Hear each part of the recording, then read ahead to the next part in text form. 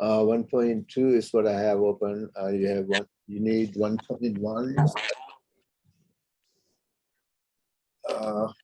Yeah, just number 10 on 1.1. I don't have it on any. What makes the Macintosh and PC Oh, yeah. work?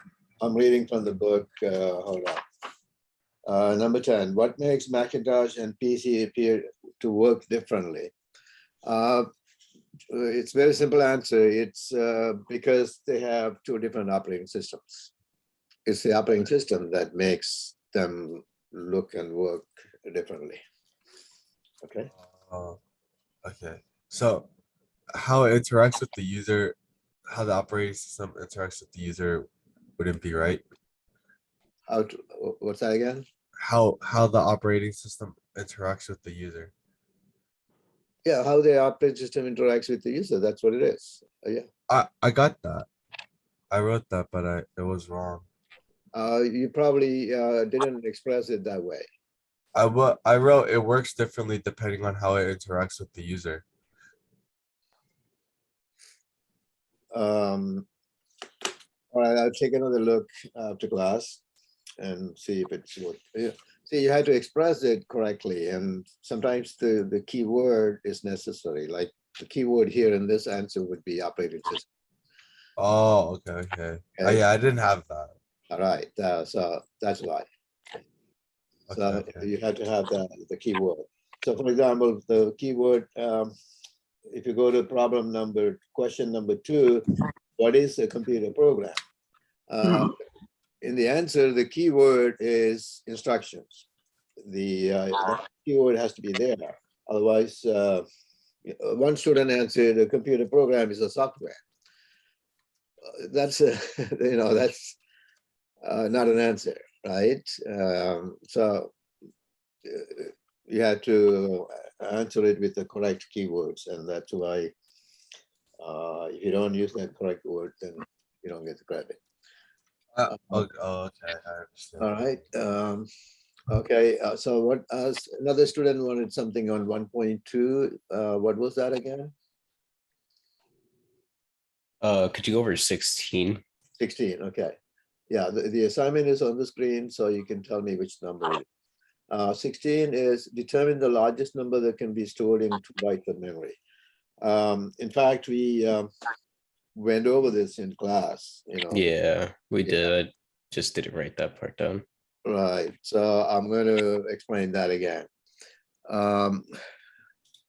The largest number. 1 second.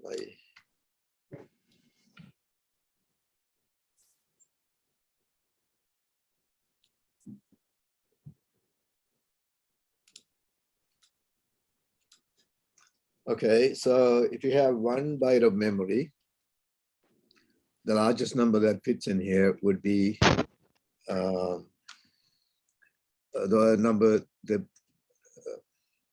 binary number that has all 8 ones. Right? That would be the largest number that fits in here. But if you have 2 bytes of memory for 1 number, then it'll like the bits that are going to go here will be also 1, 1, 1, 1. See, if any one of them is a 0, it'll be a smaller number. So the largest number will have all 1s. So now you had to convert this binary number to decimal number to answer the question. Okay, so this last one represents 1 times 2 to the 0. The next one is 2 to the 1, and all the way to this will be 2 to the 7. And there are 16 bits here, so this will be 2 to the 15. Okay. But since the first bit represents 2 to the 0, the last bit represents 2 to the 0, the first bit will represent 2 to the 15 because you're counting from 0, right? Yeah. So the other one is 2 to the 14 and so on. So we need to add these up. And to add them up, I gave you the formula, 2 to the 0 plus 2 to the 1 plus all the way to 2 to the n. N is equal to 2 to the n plus 1 minus 1. You need to memorize that formula and use that. So this is this goes from 2 to the 0 to 2 to the 15. And therefore, what would that be? Well, what would the sum be equal to applying this formula? What do you get? Anyone? 65,500. 2 to the power, no, apply this formula and tell me what you get. 65,530. No. I'm not asking for the answer. Oh, Apply this formula. Apply this formula to this series. This series. What do you get? Oh, 2 to the 15th plus 1 minus 1. Yeah, 15 plus 1 is 16. So 2 to the 16. 16. Yeah. Okay. Well, yeah. And then okay. Okay. And now, so 2 to the 16, you had to compute on your calculator. You need a calculator with the exponent for the homework and also for the class. So 1 second, someone just came in. Let's see.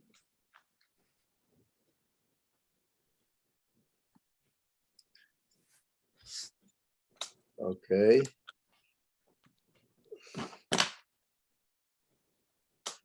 So 2 to the 16, if you calculate that in the calculator, it will be 65,536. So subtract 1, 65,535. Okay. Gotcha. Okay. Yeah, I thought the question was asking something else for some reason, but it could have been just my 1 a.m. brain. Oh, all right. So, it's I thought it's very clear. What is the largest number that fits in 2 bytes of memory? Yeah, I don't know why I thought, because I know like one full the byte is like when it's all ones, it's 255, or that's what it equates to. Uh-huh. And then I thought it was just asking like that number plus the number, not like what's an actual number that can go into both bytes with all Okay. ones. Yeah. Now, Misread. I explained in class, and we actually did this problem in class, so I couldn't have done any better. Okay. Yep. Thank you. And 2 students got the problem number 12 wrong. So let me explain the word Eastern. And now remember, every letter, every character takes up 1 byte of memory, right? That's the key. You have to remember that. So this question number 12 says, how many bytes of memory is needed to store this word Eastern? Every character here will take 1 byte, and you just count the characters here. 7 characters are there, so 7 bytes will be taken up, right? As simple as that. There were all kinds of answers, including a number like some 50,000 or something. One student gave me. I don't know where they came up with those numbers from, but the answer is very simple. Every character takes up 1 byte of memory, so 7. This word has 7 characters, so 7 bytes. Any other question anybody needs explanation on?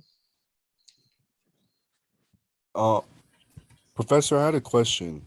Yeah. For some questions, they did not show right or wrong. In my grading, you mean I didn't say right or wrong? Yeah, for some of the questions, like it would say like 3 is right, or 4 it didn't say anything, and then 5 it would say right. So I just wanted to know if that was a part of your grading. I can go and take a look, but I'll be opening it up on the screen. Is it okay? It's no problem. All right.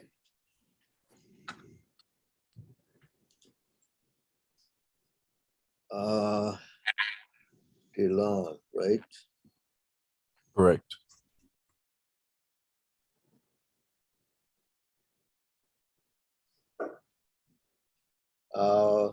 What's the last name? Oh, here we are. I found it. Okay.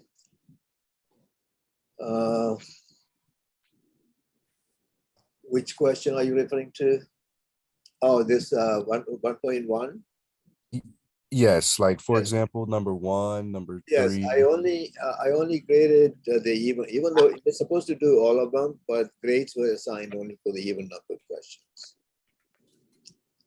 Okay, Okay, I see, yeah, Professor. that's why. Otherwise, it'll be way too much reading for me. So sometimes I had to do that, but only in this assignment I had to do that. But normally I grade all of them. All right. So here I didn't actually read your answers for the odd numbered questions. In fact, the book has answers for the odd numbered questions. Okay. Okay, I see. Yeah, that's one of the reasons why I didn't want to assign grade for odd numbered questions. In fact, for everybody for the future reference, if you run most of the odd numbered questions are similar to even numbered questions. So if you ever have a problem with any problem, I mean, if you have trouble figuring out the previous odd numbered question and the answer in the back would be helpful. Okay. Always, if you have trouble figuring out how to answer a question, always look at the previous odd numbered question and the answer in the back. That'll give you some guidance. All right, so is that all, Dylan, on your assignment? Just the 1.1 questions I didn't mark, right? Yes, thank you, sir. You're welcome. Okay, all right, so let's move on. Anything else? Anything else we should go over? I have a question, Uh, but it's not about the first two. The first homework is about the second one. Yeah. Right. Number 10, I couldn't find out in the book what what operator you use for the exponent sign. What section is it? 2.1? Is 2.2. Is the last question. So instead I just I think the last equation was 2y to the second power. Yeah, I just did y times y. Is that okay? that's the right way. Yes. Okay. There is no exponent. Yeah, I looked it up online. You have to do like something else, but Yeah. I'm pretty sure I mentioned it. There is no exponent in C++ language. So whenever you need y squared, y cubed, like that, you just have to multiply them up. also, and one more thing, on the first homework, the Mhm. number 14, I got that wrong, but it was only a typo. Is it possible for me to get like the points back? Because the number is like is number 14, and the answer is like 1,444,000. Is that Yeah, possible for me to get the points back? Or 1,440,000. yeah, Well, I put 140,000 because of the I I guess like I saw it wrong. Is that possible for you to get points back or no? okay. So what happened? Why did you write 140,000? You missed a zero? Is that what? It's because it was a number 14. Yeah. And then it's like 144. Yeah. So 1.4. I missaw it. Like, you get what I mean? Yeah, yeah. So instead of 1,440,000, you said 140,000, something like Yeah. that. All right. So that's so you understood the right number. No, But yeah, I know Right. the. all right, mistyped it. Okay. All right, I'll give you the credit for that. All right, thank you. That's Kevin, right? I'll take a look.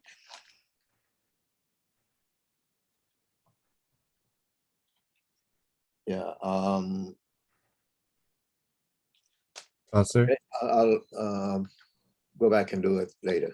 Okay. Professor, I have a question. Yeah. I know I didn't use the keyword for number, like I'm talking about 1.1, the question I got wrong. Mhm. Would I still get credit for it even though like the keyword wasn't used, but my exact words were The keyword has to be there. Operating system is the keyword. I use it in replacement of operating system. Okay, I'll take another look, but Okay. My exact words were like, it works differently depending on how it interacts with the user. So I don't know if you think that's correct. Read it again. All right. Thank you, Professor. Okay, so let's move on now. So we're going to move on to the, okay, Andrews, go ahead. Professor, this is something that to the it's about the project that you assigned yesterday. Uh-huh. There 2.2.2. Yeah. So in that project, one of the thing I kind of faced, so I did the part, I got the right answer, everything goes right. But the second part of it where it should show error, it is not showing error. Instead, the code is going through and I get the answer as INF. Right. That is correct. Okay. My description says it'll pop up error message, but that was the case, in the previous version of this software. But in the new version, it gives you this answer. So yeah, whatever it gives you, that you just give it to me as your Okay. Yeah. I got too much. that is correct.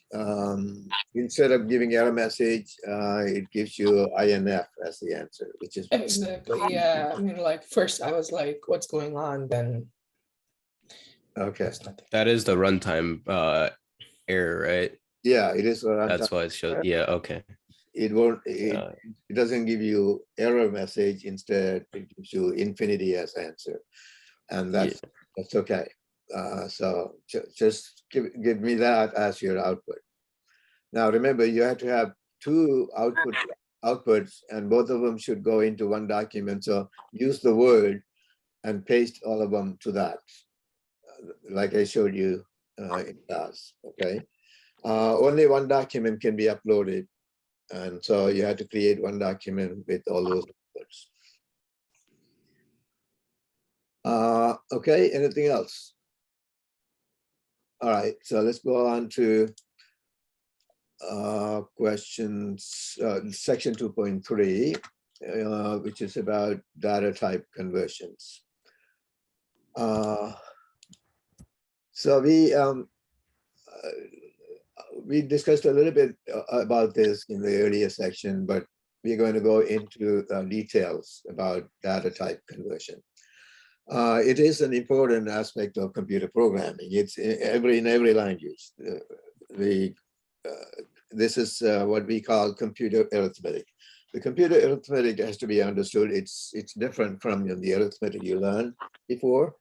There are serious differences, and so now you need to understand how the computer will handle numbers when they have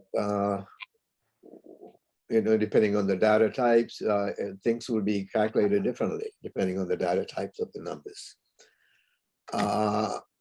Andrews, you still have your hands raised. Do you have a question or? I'm sorry, that was a mistake. I'll go over it. Right. Sorry. All of you should mute your system so that others don't have to hear the noises. There is someone has background noise. All right, that's gone. Okay, good. All right, so this is a very important topic, the conversions, and very often students make mistakes in their programs because of misunderstandings on conversions. So you need to basically, after you learn this, you will realize that you need to pay close attention to your numbers in the program. So I'm going to begin with the in type to flow type conversion. There will be conversion from any type to any other type going on, and you need to understand them. When you declare a variable as float, that variable can only take float type values. The variable val can only take float type values. So what happens if we assign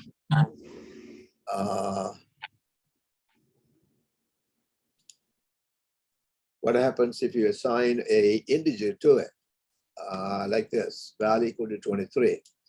Then 23 will be converted to float type. All right, so that would be, so you're assigning 23, but what will be stored in the memory will be 23 point. A point will be added. Now, why does it matter? You will see as we proceed, the point would make a big difference. In the calculations, just that 1 point is the difference between getting right answer instead of wrong answer. So you need to pay attention to those points. So this one is going to be stored with the point behind it. So a 23 will be stored as 23 point. And if you print it, after this, if you say see out val, whether 23 or 23 point will be printed depends on the computer, unfortunately. If in my questions, in my homework questions and test questions, if I write this as a program and ask you to write the output, your output should be 23 point. Okay, the point is part of the answer. So if I say float val equal to 23 and then see out val, and what is the output? That's what the question will ask. There are questions like this in your homework, and there will be questions like this in the test. Your answer should be 23 point. And usually we, when we have a point, to highlight that point, we put a 0 behind it. Otherwise, some reader can miss it. So 23.0 or 23 point will be the answer. If you miss that point, it's wrong answer. All right, because in the computer arithmetic, that decimal point matters. All right, so let's go on to some examples. Back to, yeah, so this one I explained, val is declared as float, and then if you assign integer to it, the integer will be converted to float. Similarly, if you declare a variable as int and then assign a float type number, the float type number cannot be stored in that variable. Only integers can be stored. So it'll convert this number to integer, which will be 23. So basically, when converting decimal floating point number to integer number, the fractional part will be dropped. It will not round it for you. It'll just drop the fractional part, and 23 is the one you're storing. And it's sometimes carelessly we make this mistake. Sometimes we intentionally do it. Intentionally, we want to store the whole number part of it. So we do that. So 23.8 cannot be stored in the int type variable. The fractional part will be trapped. That's what that means. So let's look at some examples. If I declare int tip and then tip equal to 4.86, if I do that in a program, only 4 will be stored in that variable. All right, so here, let me explain this example. This example says float full value equal to 32.64. So this is a float type variable, so it'll hold the entire number as is. And then variable name whole num is declared as int, and then I'm copying the variable full value to it. What happens now? What will be stored in whole num? 32. 32. So in the next step, I'm doing full value minus whole num. What would that be? 0.64. 0.64. 0.64. I'm putting that back in full value. So what I'm essentially doing here is replacing the variable full value with the fractional part of the original number. Everybody see that? Right? Originally 32.64 was there. I took the integer part of that number in whole num, and then I subtracted that integer part from the original value, 32.64. That gives me 0.64. I'm putting that back in full value. So full value originally had 32.64, and now it's going to have 0.64. Everybody see that? Okay, so that's means basically I'm replacing the value of the variable full value with the fractional part of it. That's what I'm doing here. So this is, so the conversion is taken advantage of here to do something. So let me put it on the board a slightly different, in a slightly different format. So let's say a problem says variable, I'm doing an example problem that you'll be doing. Variable val has a float type variable, if that is, okay? The problem has to tell you what type it is. Float type variable val has some number. And write C++ statements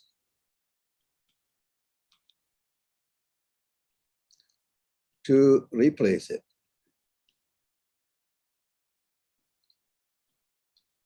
Replace the value with the fractional part.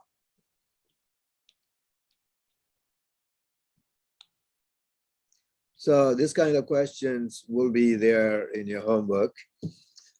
Questions like this. And I'm going to show how to do it, how to do this problem. So it's a float type variable val has some value stored in it. Write C++ statements to replace it with fractional part of it, fractional part of the original value. All right, so this means val already has some number. So very commonly students start out with storing some value. Sometimes I explain it using an example, you know, in parentheses, I say, for example, if the val has 32.64, then it should be replaced with 0.64. So then the student tends to use that number. The example number is just an example. Val has some value, we don't know what it is. So don't start by storing a value in it. Okay, that's a very common mistake students make. That's completely wrong answer if you start with storing some value. Then you're erasing the original value of it. So this is wrong. Do not do Professor, real quick. I'm sorry? I know this may be a bit redundant, but could you just use val equals val as like a placeholder? Val as a placeholder? No, val equals val, like as a placeholder, just so like. Val equal to val doesn't do anything, right? Yeah, I get that it's a bit redundant, but like. Yes, it Just is. saying. All right. Yes, you shouldn't write that. That's just a waste of computer effort. What we need to do is this is the question, the val, it says val has some number already. And so that means there is some number, we don't know what it is, but your statements have to replace it with the fractional part of the original value. Okay. So what you would write is only those statements that will do the job. So here's the answer. Int num. I just create another variable num. Sorry about my writing. I'm trying to write correctly, but the pencil is not doing the job. Let me try again. Professor? Yeah. When you write, could you possibly use a text box maybe? Because it is kind of hard to read. I don't like, I'm trying to read it. I don't really understand. Oh, yeah, but I'm reading it as I, so this, I know it's that my pencil doesn't do a very good job. You understand the problem I have written? I'll read it again. Yeah, can you read it, please? Okay, float type variable val has some number stored in it. Write C++ statements to replace it with fractional part of it. Professor, I have a question. Yeah. So essentially, to find like the integer value of the float type, all you have to do, from your slide, is it just basically whole number is a variable, right? For the integer, and then all you did is equal to like the float type variable name. So basically, full value. Okay. You just copy that float type value into an int type variable, then you'll be picking up integer part. Okay. Just to make sure. So I'm trying to write the solution now. I need to declare int type variable num and copy val to it. So after that, the num has integer part. Okay, and so now I take the val and subtract the num from it. That'll be fractional part, isn't it?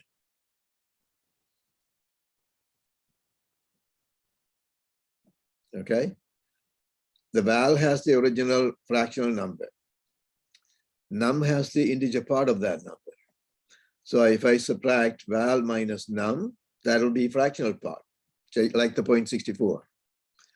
And I'm supposed to replace the value of the variable val with this fractional part. So I had to assign this to val. And that's the answer. These two lines will be the answer. Everybody's following that? Any question? Professor, don't we have to declare the val? Oh, the problem says val has some number. That means val has been declared and assigned a value already. Okay. Okay. Okay. According to problem, the val is an existing variable in the program. So you're writing a statement within an existing program. These two lines have to go in a program. So you're not writing complete program. You're just writing the statement that will achieve this task. So according to problem, val is already declared and assigned a value. You need to create any other variable you need and then write the statement to do the job. And the answer is these two. These two statements will be the answer. Professor, I have a question real quick. It's Yeah. just a small concern about the homework, just real quick. I noticed when I submitted my assignment, I had more than one page and like it deleted like one page. I don't know why though. It is one document with 2 pages, you're saying? Yeah, Then it should upload all the pages if it is one. no, document. it didn't. I don't know why. Okay, so Can I email it to you? um, Because I submitted it on time. I submitted my assignment. okay, I have this never happened to me. You know, I've been using this system for 2 years now, and it never happened. I mean, if it is one document, it would upload the whole thing. All right, you emailed it to me. So because of that, there were some problems missing and you didn't get credit. Is that what it is? Yeah, it's just no, I'm saying for the next homework, not the first one, but like the upcoming homework, second homework. The one Yeah. that's due this morning. Yeah. Okay. Okay, so some part didn't upload. Then email the whole thing to me. I'm going to try to upload myself and see what happens. Okay. Okay. Thank you. All right. Thank you. All right, so let's move on. So I assume everybody understood this. This is how you answer the questions. Do not assign your own value to that variable val, because the problem says variable val has a value already, which means it has been declared and assigned a value, and you are writing the statement only to replace it with the fractional part of it. And that answer will be the answer. All right, now, in this problem right here, if it says there's a cout statement that says cout whole num, the whole num variable this. If I cout that, it'll be 32, right? It'll be 32, not 32 point, because that's integer. But if I write a cout statement down here after all this, cout full value, that would be 0.64, right? Just to give you some idea as to how to figure out answers. And there will be homework questions like these. All right, so going on to this problem, I want you to, now remember, if the number is a whole number with a decimal point behind it, you must put the decimal point in your output, in your answer, otherwise it's the wrong answer. Now, can somebody, can you figure out the output of this program?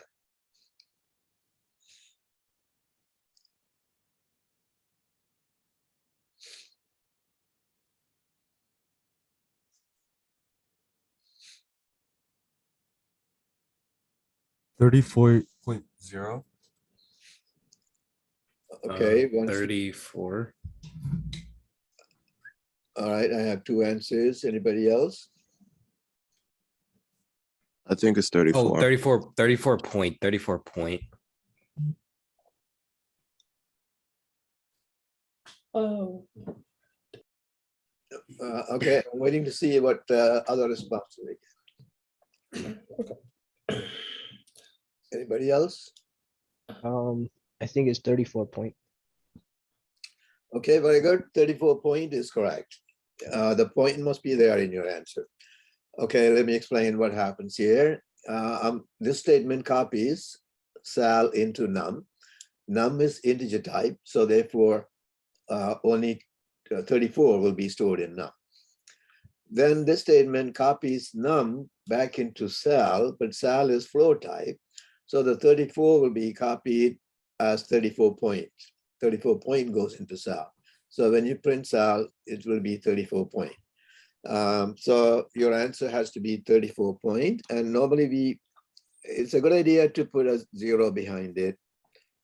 That way I don't have to, you don't have to get into an argument about whether there's a point or not. Okay. The point can be sometimes difficult to see, so that's why 0.0 is a good idea.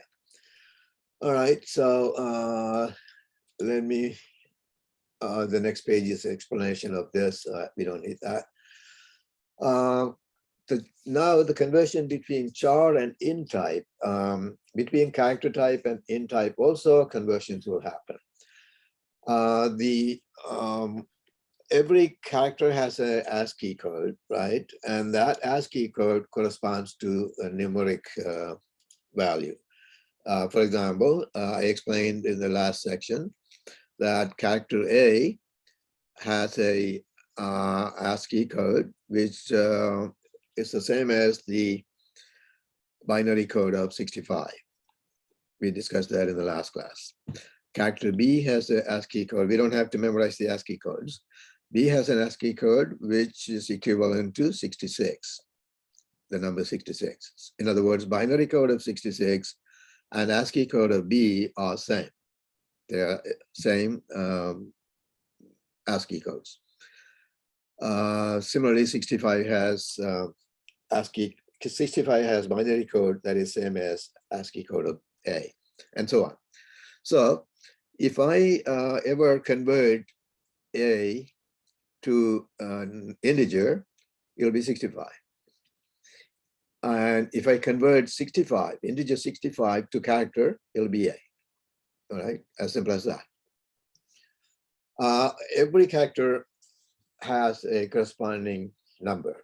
We call it decimal code of the character. So uppercase letters go from 65 to 90. The Z is 90 for uppercase, and the lowercase a corresponds to 97, lowercase z corresponds to 122. Now, you don't have to memorize that. This information will be provided in every exam, but you need this information to be able to answer some of the questions. When you're doing homework, you can look up these numbers from the book. When you're doing test, it'll be provided to you. Okay, it says someone raised a hand. Go ahead. Do you want to go first? No, you can go. Oh, okay. Professor, I have a question. So basically, if you were to convert it into like let's say 65, like integer variable is like worth like 65. If you try to convert it into like character, would it just show up as A? Would it be considered like A still?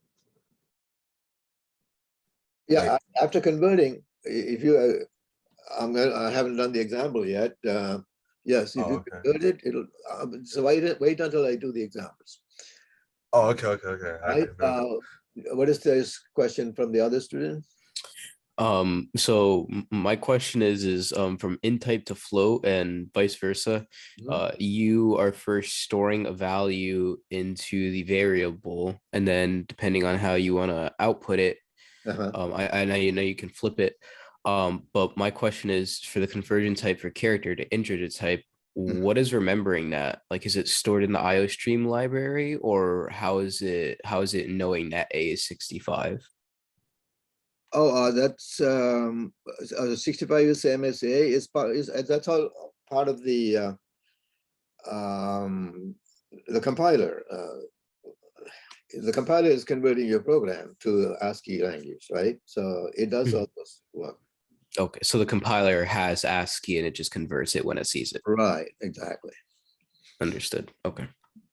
So I'm going to do some examples. It'll make it clear.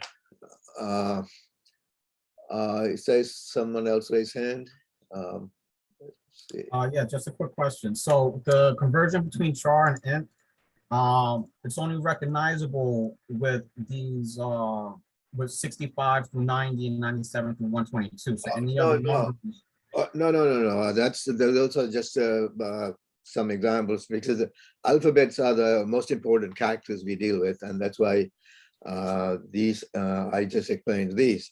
But all the numbers from 1 to 255 correspond to some character. See, there are so many characters out there in English language, not just the alphabets, also math symbols, and then exclamation, comma, semicolon, all these have to be coded, right?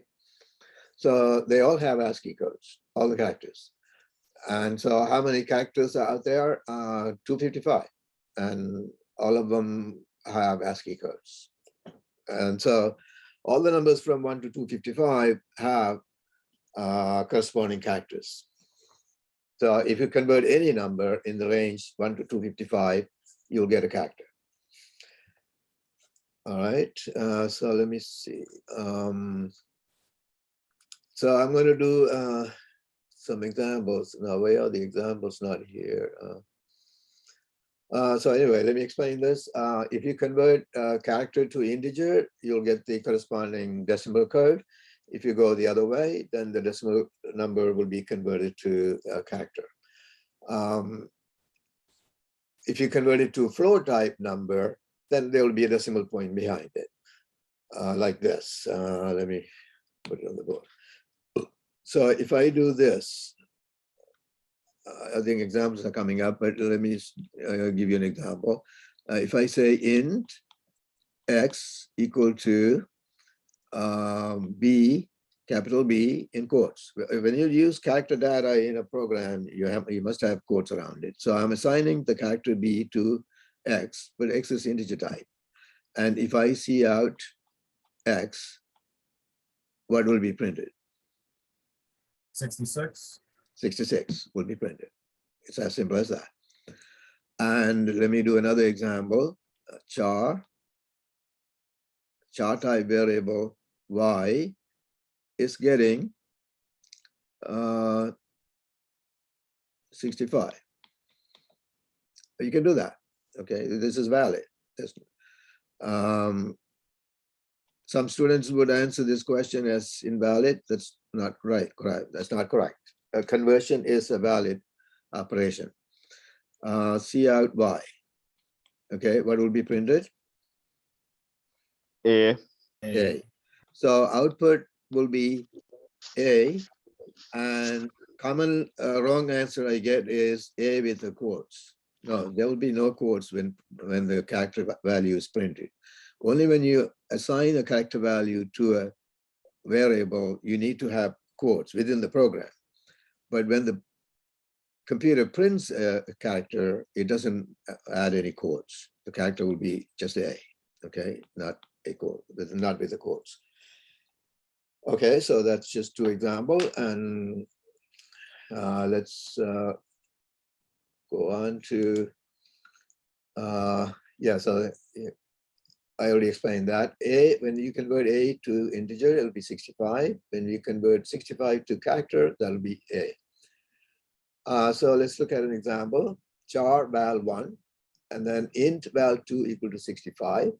Then val1 equal to val2. So val2 has a 65. That's an int type variable. No conversion going on here, right? No conversion going on here.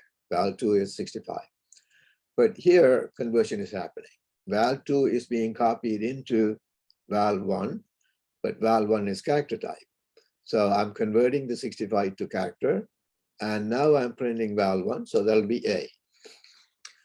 Similarly, int num1 and then char C1, CH1 equal to B. That would be storing B in CH1. Then when I copy CH1 into num1, that's now CH1 is converted to integer, so it'll be 66. So when I print that num1, it'll be 66. All right, so that's our example. Let's move on. All right, now the exercise. I want you to figure out what the output for all of these would be.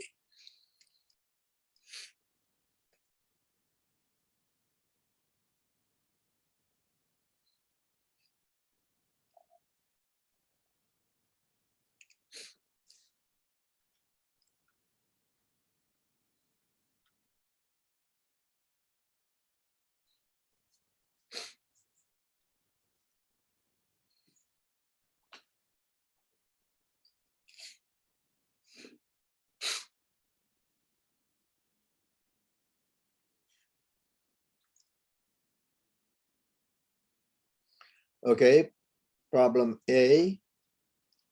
Anybody has an answer? 32. 32. 32 is correct. Problem B. What's your answer? 5.0. 5.0. 5.0 is correct. 5.0. 5.0. Problem C. 3.5. 3.5. You're dividing 7.0 by 2.0, so it'll be 3.5. And will it be stored as is in the variable low? Yes, because the variable low is flow type. See, if that variable is in type, then you wouldn't be storing 3.5. You'll be storing 3. All right. But this, the answer for this is 3.5. Okay, let's go to part D.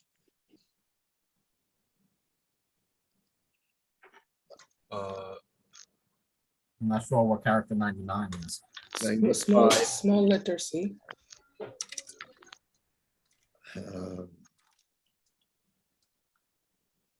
Yes. Wait, not uppercase A. 95 is lowercase. Sorry. 99. So 90 is lowercase a. 90.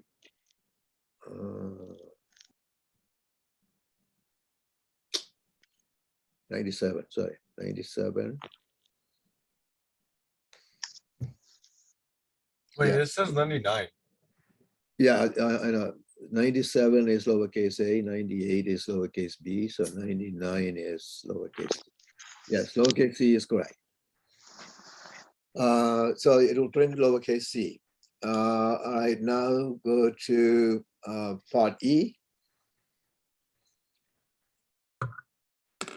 Yeah, to divide 25.8 by 3.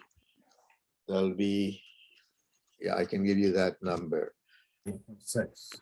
25.8 divided by 3 would be 6. 8.6, yeah. It's 8.6. What will be printed is the question. 8. 8. 8 is correct. Very good. Anybody needs explanation on that one? Okay, let me explain anyway. Val over M, that will do the division correctly. It'll divide 25 by 3 and it'll be 8.6. So see, look, you have to look at it very carefully. This division is one operation, then assigning it to N is the second operation. So this division will be doing correctly. It'll be 8.6. And when the answer is assigned to N, that's another operation. During that assignment, conversion is going to happen because N is integer type. So only 8 will be stored, not 8.6. So therefore, when you print N, it'll be 8, not 8.6. So these are examples of questions that you're going to answer in your homework and also in your first test. So so clearly you can see that you need to pay attention to every step going on. Now this data conversion that the system does has some benefits to us. We can take advantage of that to achieve certain things in the program. So for example, if you want to print a whole number part, you are computing something, but you don't want the fractional part of the answer. You just want to print the whole number part. Then you can assign it to an integer variable like this. N1 is 7.2, N2 is 46.5, but we want to divide N2 by N1, but we don't want the fractional part of the answer. We just want the whole number part of the answer.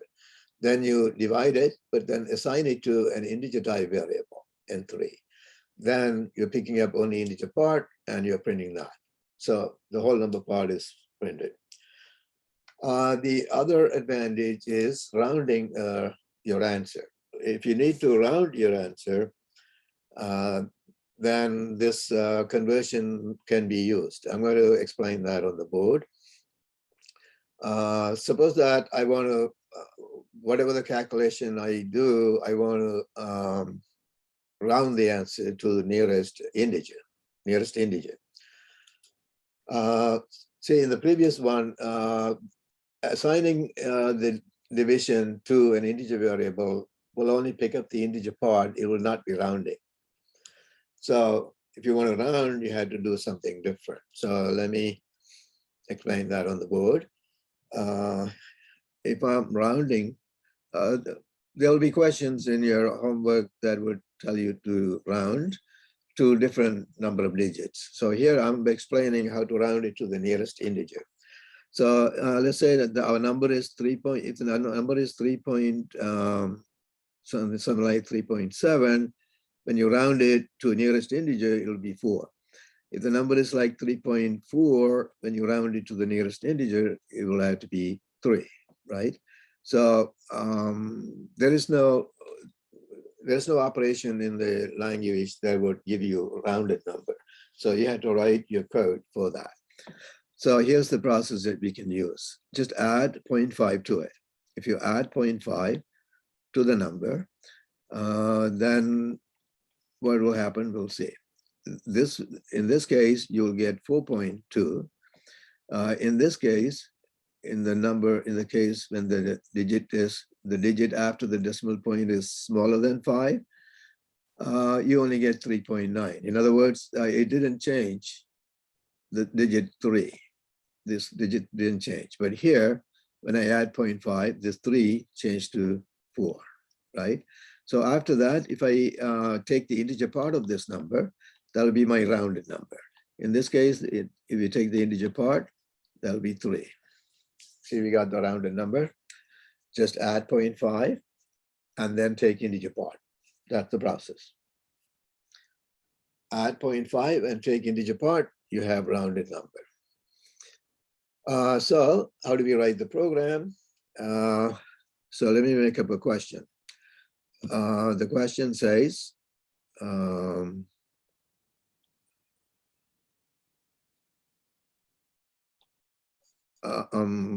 making up a different question from the example.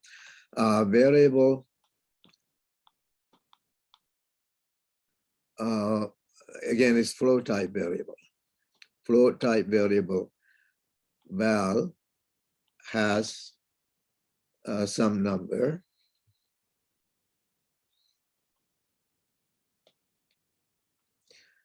Write C++ statements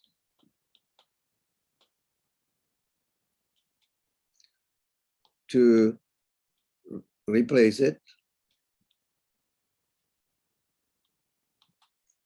with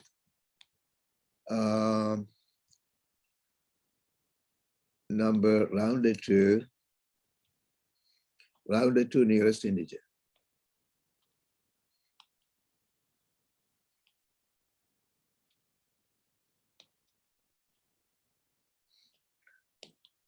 Okay, so let me read it again for those who have trouble reading this.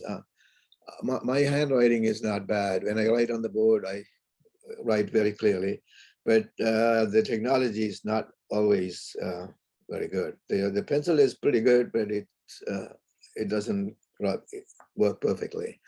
So my writing comes up crooked. Let me read it. Float type variable val has some number. Write C++ statements to replace it with the number rounded to nearest integer. So that means, for example, if I usually explain it with an example, but example is only an example. We don't know what value is there in the val. Very commonly, students try to use the number that I use as example. That's not right. So val has some number. So let's say it's 5.7. Then your statements will have to replace it with 6. If val has number 5.3, your statement should replace it with 5.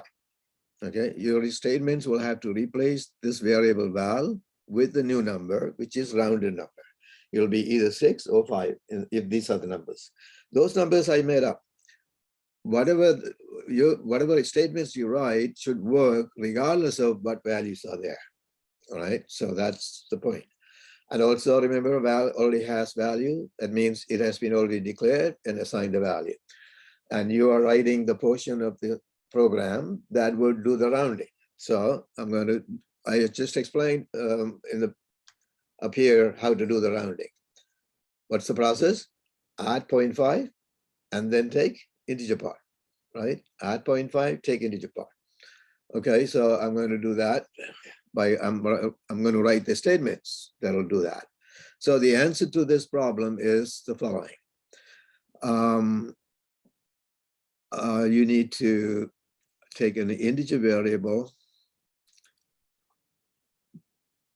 See, I just simply, I can write it this way. Val, add 0.5 to it, and then assign it to int type variable num. Can you see that? You're going to have rounded number stored in num. Everybody see that? All you have to do is add 0.5 and take integer part. To take integer part, I can assign it to integer type variable. So this addition will add 0.5 to the number, and then when I assign it to num, I'm only picking up the integer part, which is going to be rounded number. So this is it. But the problem says this will be storing the rounded number in another variable num, right? There's a third variable num here, a second variable num here, that's going to have the rounded number. So if val originally had 5.7, now you have 6. If val originally had 5.3, now you have 5. In num, not in val. But according to the problem, you need to replace the variable val with the rounded number. So there's one more step I need to do. What is that?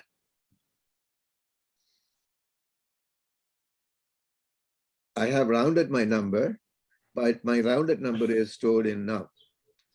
I haven't achieved what the problem has said. Val equals num. Say again? Val equals num. Right. Val equal to num. That's what I need to do to finish the job.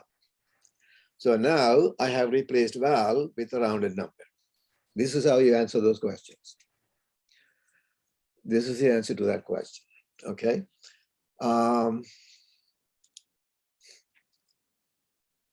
Okay, now there's also rounding at any other digit will be coming up in your homework. So rounding at the integer, this is rounding at the 10th, right? The 10th digit, you look at 10th digit, and if it is over 5, then integer number will be increasing, right? So this is rounding to the nearest integer. So let's go to another step. I'm going to, this may be in your homework or maybe slightly different question, but I'm going to go one more example. This example is the variable val, float type variable val has some number in it. Maybe like the student said, I should try the text box.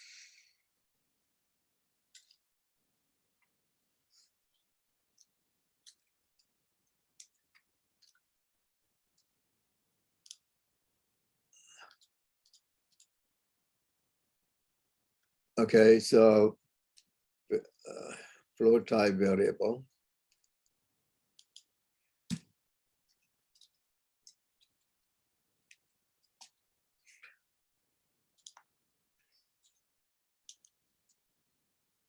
val has some value.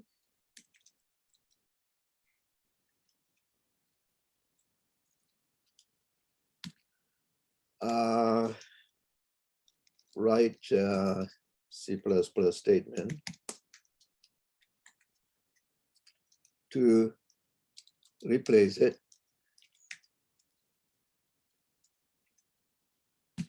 with the number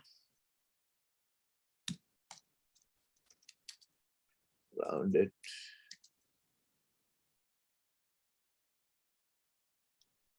to the nearest 10th. Yeah, 10th. That means, for example, if the number in val, so this means the val already has value and you need to replace it with the rounded number. So the val, wait, need to pick up the pencil. All right, so let's say val has, I'm making up some numbers to explain. Val has 7.36 or 7.34. You need to replace it with rounded number. So after your statements are executed, if the original value was 7.36, it would change to 7.4. If the original value is 7.34, the rounded number nearest to the nearest 10th is 7.3. 10th means you round it at this digit, okay, instead of nearest integer. You're rounding it at the first digit after decimal point. That's what the 10th digit. So your number should be 7.4 or 7.3, depending on what the third digit is. All right, that's what we're doing. And so how do we do that is the question. Anybody has idea? It's computer programming is all about coming up with ideas. Yeah. Wait, so like your question was how do you get the 7.4? Like what do you Right. How do you we just add 0.5 to it and it rounds up to the next number? if you add 0.5, you will be rounding to the nearest integer. So you're adding 0.05. Okay. Oh yeah, 0.0. Yeah, sorry. Okay, that's what I meant. 0.05. Yeah, there it is. That's the right idea. But let me do that. Use 7.36 plus 0.05 is equal to 7.41. Yeah, 41. Okay, what do we do now? How would you get rid of the 1? That's the question. That's what I'm asking. We had to get rid of the 1, right? Well, can you move the decimal? Are we up to? If we can move the decimal, we can like put like integer. We can move the decimal. If I want to move the decimal point from behind 7 to behind 4, if you want to move it here, Yeah, how would I do just that? multiply by 10. Okay, so multiply by 10, and then you would integer. You would what's 74 val? So you would int val, and it would show up as 74, and then multiply this by 10, then it'll become 74.1. Now what do you want to do? You want to wait, so right now val is float type, right? So basically you would float, so int can I just do like int val? Yeah, int val. Yeah, I think that's how you would do it. You cannot redeclare the variable val as int. You cannot. Okay, You can't. so I would need another variable, create right? another one. Yeah. Right, you need another variable. So int x equals val. Right, equal to that. Then it will be picking up 74. Okay, and then we would move the decimal back. So would I? You can move the decimal backward by dividing by 10. Right. Oh, that'll do it. So divide by 10, that'll become 7.4 after taking now. So num divided by 10 will be will give you 7.4, right? But you have to divide by 10.0. We haven't done that yet. I'll explain when we get to that. But Professor, so essentially, like if I were to move the decimal over, so it just go from like 10 to 100 and so on and so forth, right? And then if I were to move the decimal back to the left, it would be division. Division by 10. Okay. Professor, Multiply by 10, decimal will be moving, decimal point will be moving to the right. If you divide by 10, it will be moving to the left, backward. Thank you, Professor. Yeah. And then for the last step there, because you did num divided by what 7.4, or sorry, num divided by 10, 10.0, you would put it into a different float, or can you put it back into val? Back into val. Okay, and then that just val equals 7.4. Right. So yes, Okay. so this is not wrong. This is correct, but I'm going to explain it slightly differently. The 7.36 we started with, I'm using this example to illustrate, to explain, okay? What we will do is, first we will multiply by 10 to move the decimal point to the right. You did that later. It'll be better if you do it right up front. Then it'll be 73.6, right? And so if you multiply by 10, the decimal point will be moving by one place. It'll be 73.6. And then you add 0.5 to it. Add 0.5, that'll become now 74.1, right? And now take integer part of it. That'll be 74. And divided by 10 now. Divided by 10, you had to divide by 10.0. I will have to explain that later. Then it'll be 7.4. So that's a little bit more organized way. Multiply by 10 to move the decimal over, and then add 0.5 to round it to the nearest integer. That'll be 70. The same process we did for rounding to the nearest integer, I'm doing the same thing by adding 0.5. It'll become 74.1. And if you pick up the 74, that's the nearest integer of this. And then you have to put a decimal point in between 7 and 4. To get that, you divide by 10.0. Okay, so I'm going to write that as a code. Val already has a number. So what I need to do is I need to declare int type variable num, and then I'll take the val, multiply by 10, then add 0.5. Isn't that what I did here? Multiply by 10 and then added 0.5. And the resulting number is this. I need to pick up the integer part of that. And by assigning this to num, I'm picking up integer part of that. Everybody understands so far? Multiply by 10, add 0.5, then assign it to integer variable. That did all this. All this is done right there by this statement. All I need to do next is divide by 10.0. So take the num, divide by 10.0. That's our rounded number. I assign it to what? Val. Val. I need to replace val with the rounded number. So I copy that into val, and I'm done. Okay, these two lines will do the rounding at the 10th. Similarly, you can round at the 100th or 1000th, you know, whatever, same idea can be applied. So in this last step, I wrote num divided by 10.0. I have to explain why it has to be 10.0. That's coming up later. Okay, let's leave it at that. All right. If anybody is not following me, ask the question. These are things coming up, and also this kind of rounding you had to do in your project also. Not this project, project number 3. So you do need to know how to do this rounding.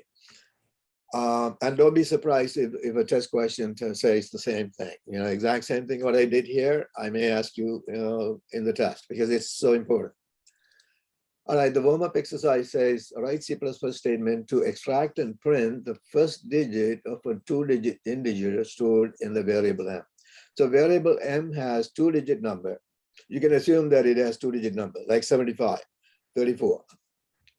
We need to extract the first digit of that number and print it. So we need to write statements for that. Can anybody tell me the answer?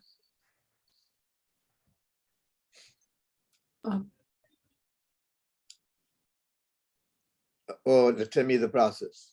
What do we need to do? Is M a float Uh, in the beginning? 'Cause I know it has to end as an integer. the M, variable M, it doesn't say, but it's integer. Variable M is integer type, and it has 2-digit number.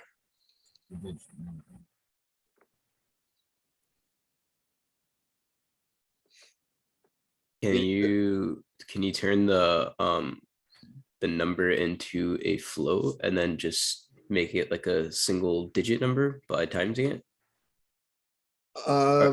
How do you make it a single-digit number? It has a 2-digit number. Basically, you need to extract the first digit according to the problem. You have to divide. So would you divide to turn it into a decimal? Yeah. Or Divide is it by what? multiple? Divide by what? Oh, okay. Or 10.0. Yeah. Divide by What he said, 10.0.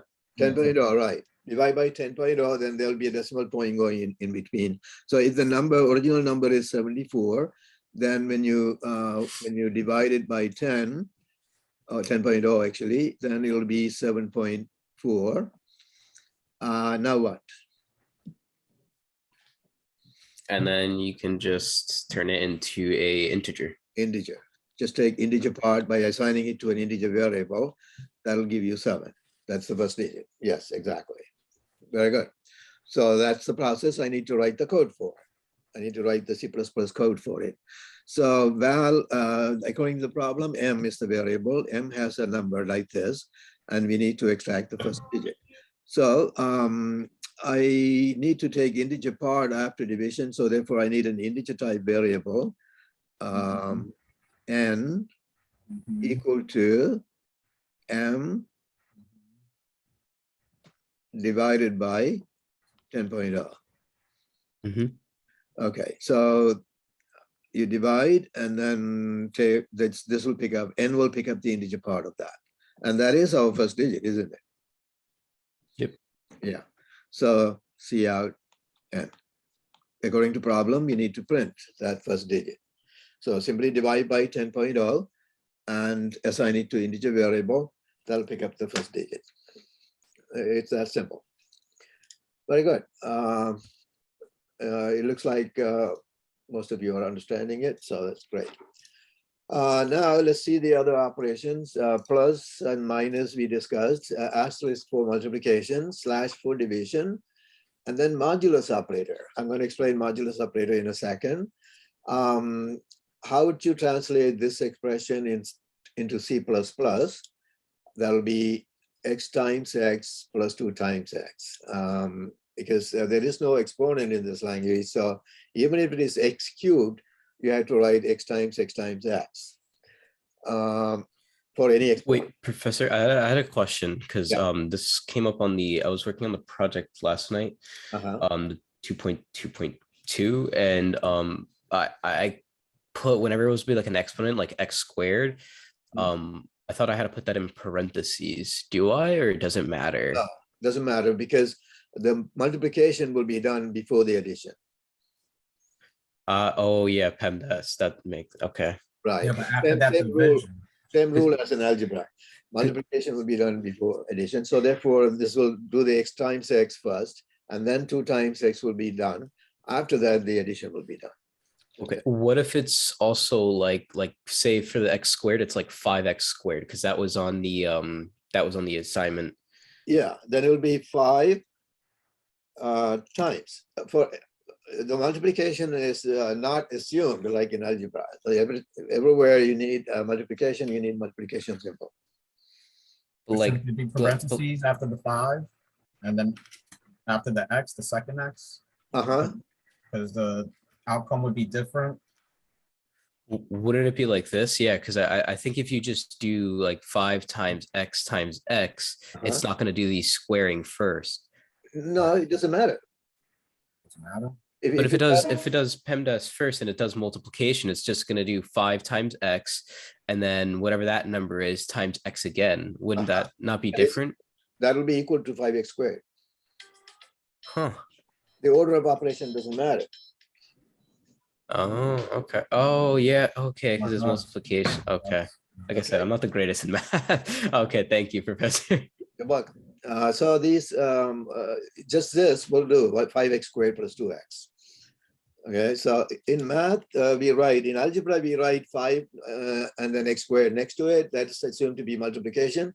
But in C++, the multiplication has to be explicitly written as asterisk, okay? So the 2x here, if you write that way, that's wrong. Understand? The 2x has to be 2 times x. The multiplication symbol is necessary there.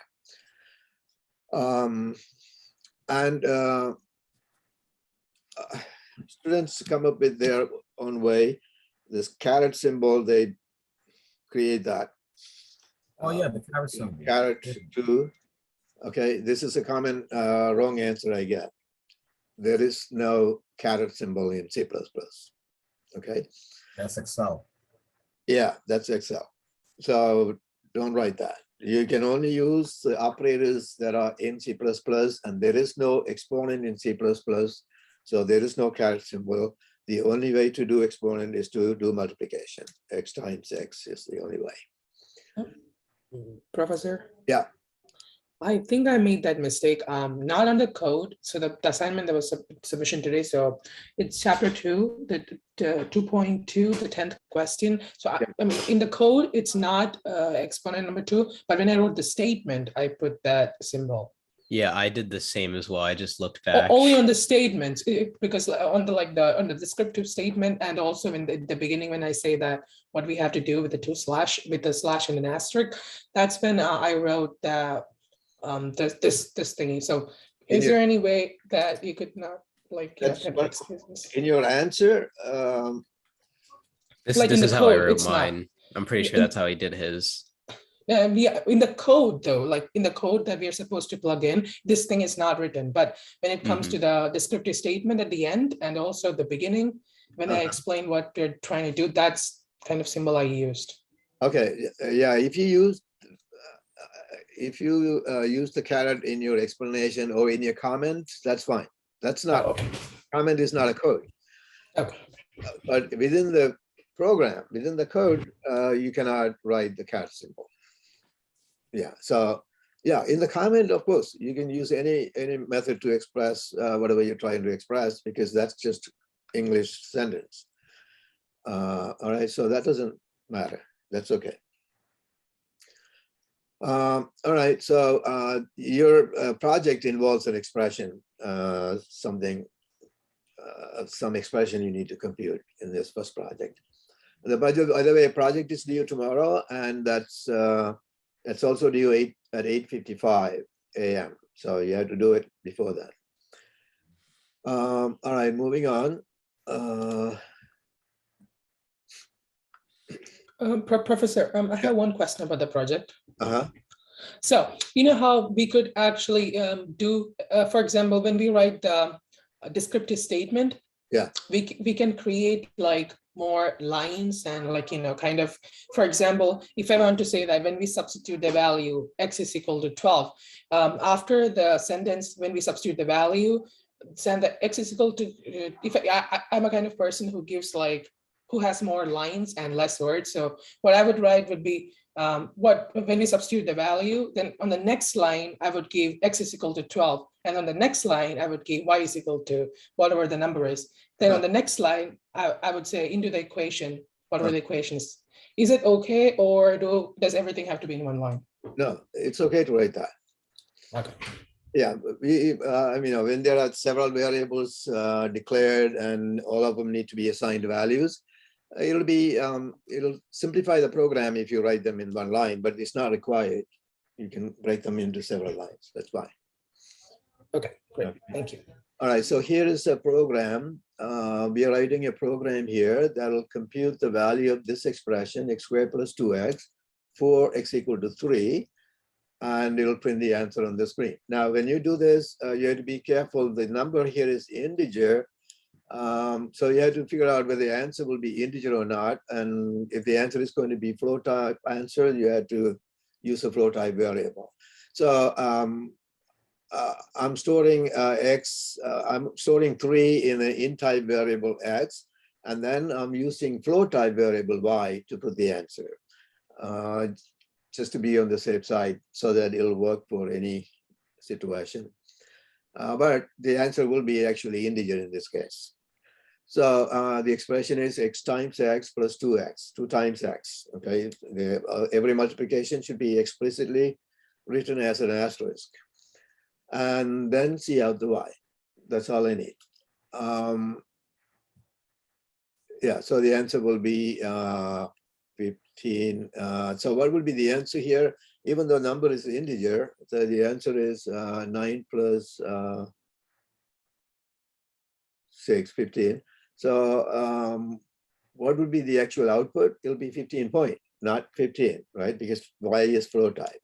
So you're storing 15 point in it, not 15.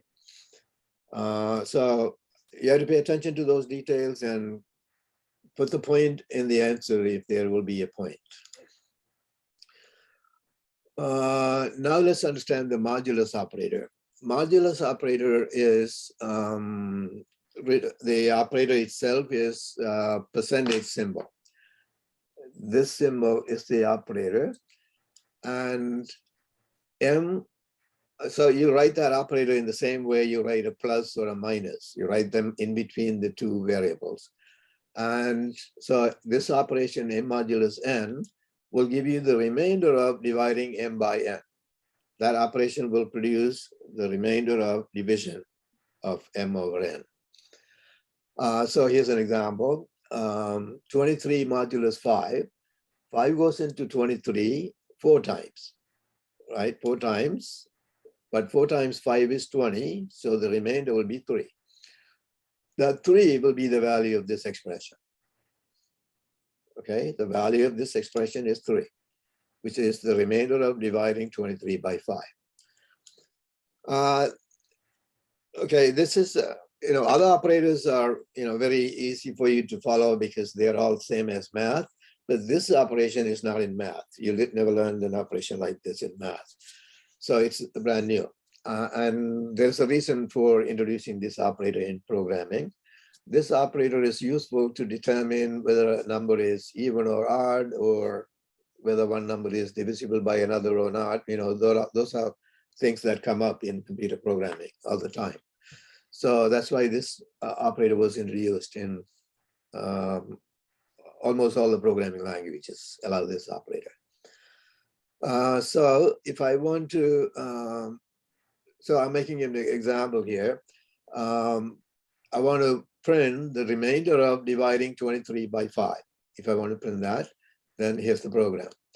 Store 23 and 5 in 2 memory cells, M and N. And then K is declared here to store the answer that we are looking to find. So M modulus N, that'll give you the remainder of dividing 23 by 5. And I'm assigning that to K. So K will have the 3. And see out the K, that's your answer, 3. Professor, I have a quick question. Yeah. All right, you see how you put K in that first line at the end after the comma? Is that required? The K is, this K at the top here, is that your question? Required, yeah. Would it still function if it wasn't there? Required, because every variable you use must be declared. Okay. It So can't be used as a float. No, I don't. K should not be a float because we are picking up the integer number, which is the remainder of the division.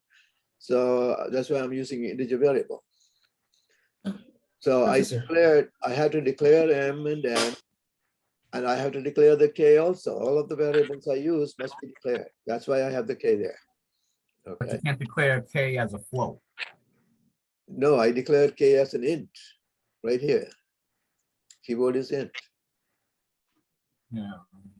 Why Just would I saying. declare K as a float? There's no need to declare K as a float, right? I'm just trying to think, has any remainder been a decimal? Remainder will be always integer number. Will always be an integer. Yes. The remainder is not the fractional part of dividing. It's the remainder of long division, okay? You cannot use calculator to find that. 23, so here's if I want to find the remainder of dividing 23 by 5, I had to do long division like this. 5 goes into 23 4 times, but 4 times 5 is only 20, so the remainder is 3. That 3 is what this operator gives you, okay? So that's an integer. The remainder will be always integer. So that's why I declared K as integer type and then assigned M modulus N to K and then print the K. Now, by the way, this operator applies to integers only. It doesn't apply to float type numbers, only integer type variables. So both operands here, M and N, must be integers for this to work. If M or N is float, it'll give you error message. Because it makes sense. Only for integer numbers, you get, when you divide, you get a remainder.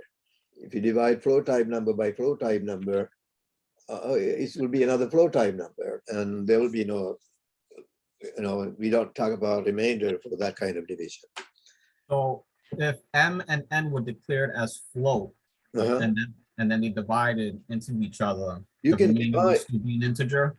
If M and N are declared as float, then this operation will not work. But you can divide M slash N. M slash N is division. That will work for any operation. Any whether M and N are float or int, this division will work. But M modulus N is another operation. Okay. This operation can only be done for integers. Are you following me? Yeah, Yes. yes, Professor. Okay. So Professor, when you mean integer, it means that this equation M divided by M modular N can be used in any operation, like for example, division. So this M modular N can be used in division, multiplication, addition, and subtraction. Along with other operations, is that what you mean? Yes. Yes. Yes. Yes, of course. I can write X plus Y and then modulus K, something like that is yes, of course. But you have to make sure X and Y are integers. The operands of the operation modulus. Operands means the left side and the right side of that operation must be integers. Other than that, there's no other rule. You can have any other expression. But the result of the operation, result of this operation must be integer. That's the only thing. All right. All right. I'm going on to the example. 35 modulus 2. 2 goes into 35 17 times, but 2 times 17 is only 34. So remainder is 1. 34 modulus 2 is 0 because 34 modulus 2 is 17 with no remainder, right? 34 is divisible by 2.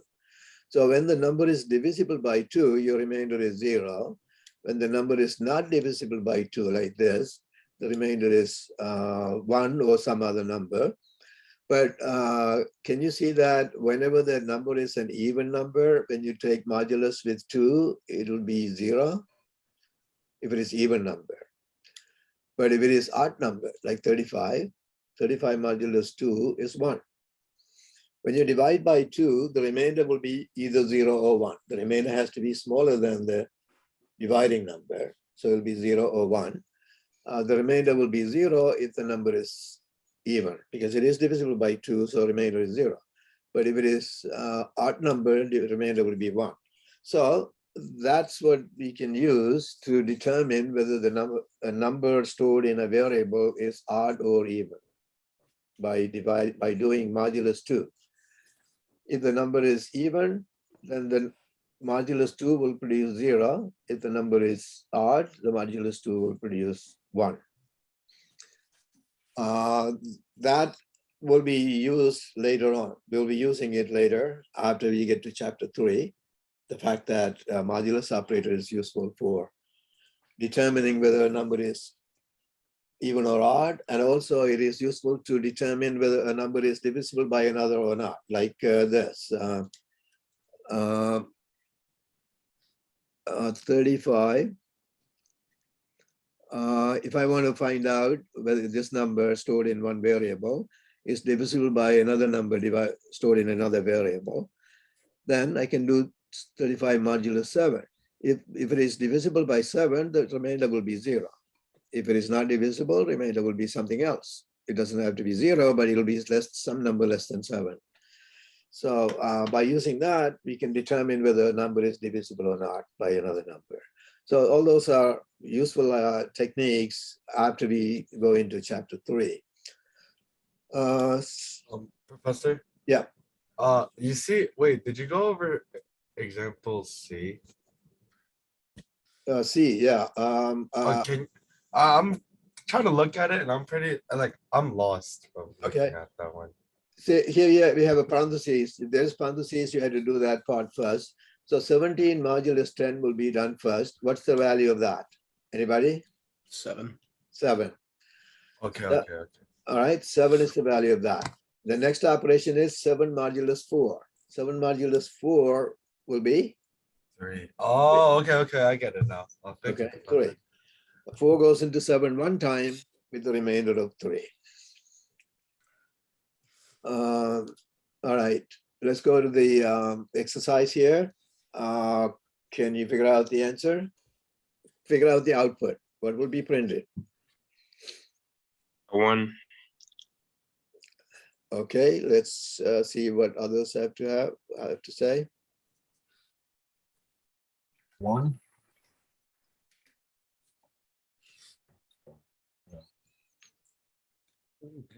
Okay, I have 2 answers. Anybody else? It's 1. Okay, 1 is correct. All right, 33 modulus 7 will be done first, and that will be 5. The remainder is 5. And after that, 5 modulus 2 will be 1. 2 goes into 5 2 times with the remainder of 1.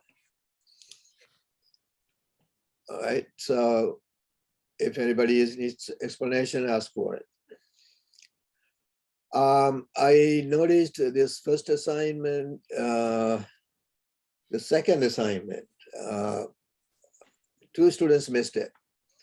I have to warn you, students who miss assignments end up failing. And so please don't miss assignments. These are all sequential. If you miss one assignment, you haven't learned it fully. You haven't learned that topic fully. And now when you go to the next topic, you're going to be shaky. And you will be struggling with that assignment. That's how it is. They're all sequential here. All right, I just wanted to warn everybody that missing assignment is a bad idea. Moving on to next page. So this modulus operator is useful to determine whether a number is even or odd. I just explained using that example. So if n modulus 2 is the 0, then n is even. If n modulus 2 is not 0, something other than 0, then n has odd number. That's very simple idea. Okay, someone raised hand. Go ahead. Hey, Professor, I I missed the assignment because I had COVID and I went to hospital. I wasn't able to finish it. Oh, I see. Yeah, that's something we all have to deal with nowadays. So yes, of course, I understand that. I will accept it by email if you send it to me by email. Okay. All right, sometime today, though. Okay. All right. Okay, yeah, that was one student, and there was another student who missed it, and I don't even know whether that student is here or not in the class. Anyway, let's proceed. So modulus operator is useful for one thing, it's useful to determine whether the variable n has even or odd number. Here's another use, extracting the last digit of an integer. Yeah, that's, I should explain that on the board. See, if, let's take a look at 43 and 57. What is the modulus of this with 10? What's the answer? 3. 3. Same thing, modulus 10. What's it? 7. Oh, it's just, oh, okay, that makes sense. Yeah, it's just pulling up the Gives last you the number. last digit. See that last digit? Yeah. Modulus 10 will give you the last digit, this digit. No matter how big the number is, even if it is 7,456, when you do modulus 10, what is it? 6. 6. So modulus 10 gives you the last digit. Also, let's work with 456 modulus 100. 56. 56. 56. Modulus 100 gives you last 2 digits. See that?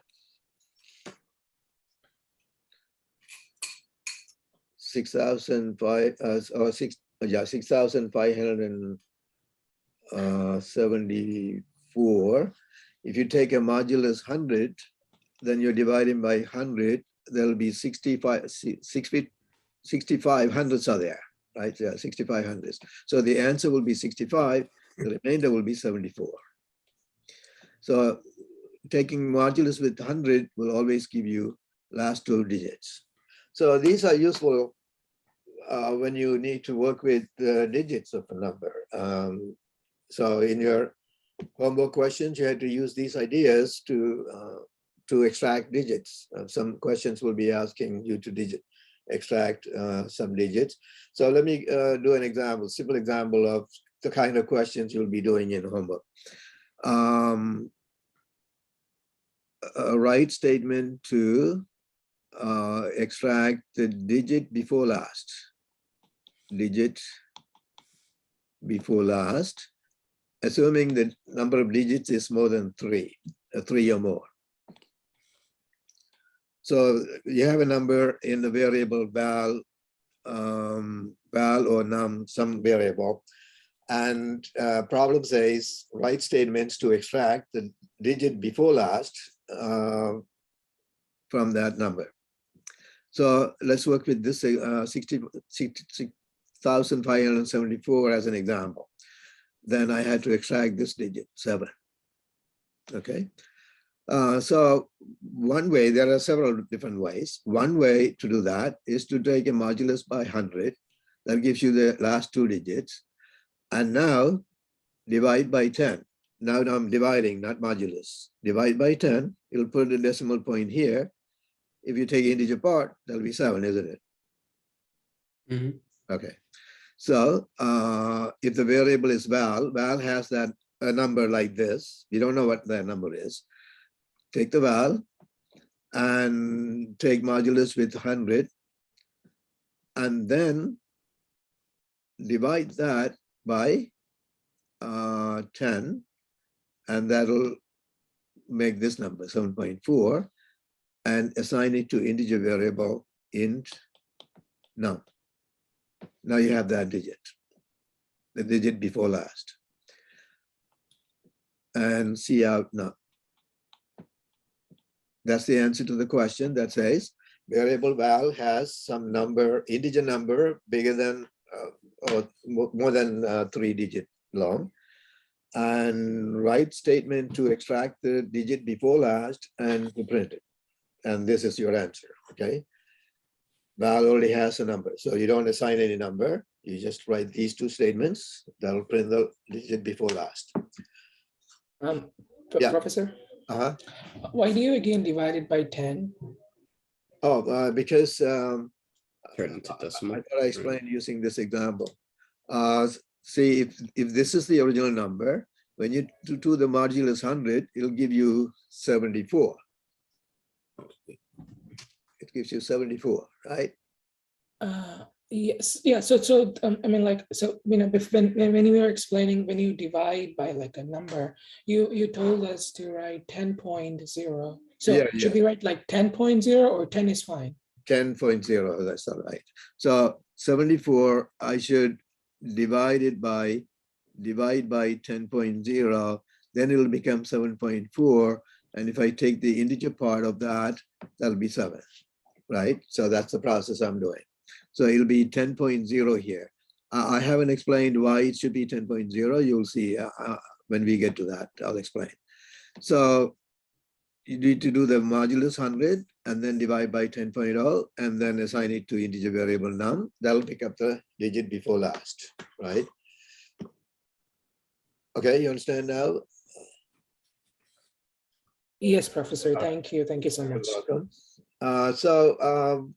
Questions like this would be coming up. See, computer programming is all about figuring out ways to do things. And that's why I said, if you're good in maths, then you have that skill, you can figure out. That math skill is necessary. It's not the math itself, but the skill that requires you to do well in math, that's the same skill we need here. All right, so let's move on. So we have learned these data types, char type, int type, and float type. When you declare a variable as char type, the system will allocate only 1 byte of memory for it because a char type variable is designed to hold a character. And a character takes up only 1 byte of memory. And therefore, anything you declare as char type will be allocated 1 byte of memory.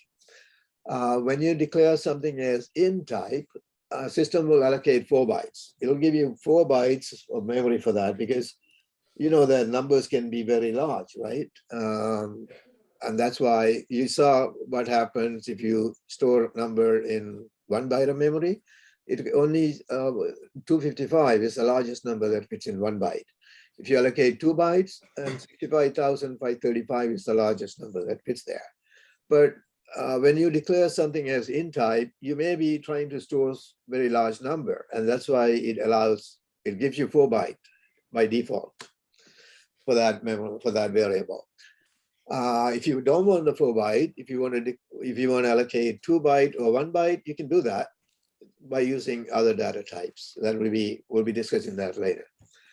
But if you declare it as int, you get 4 bytes. Similarly, if you declare it as float, then 4 bytes again, because float numbers also have usually large number of fractional digits, so that therefore it gives you large enough memory. So by default, this is the memory allocation.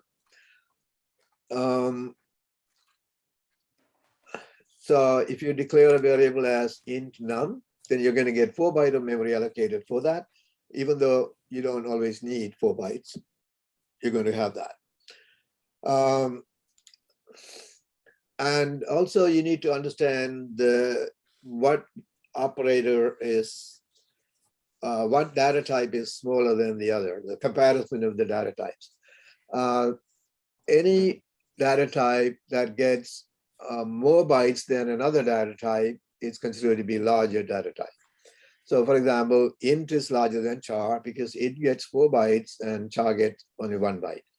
So int is a larger data type.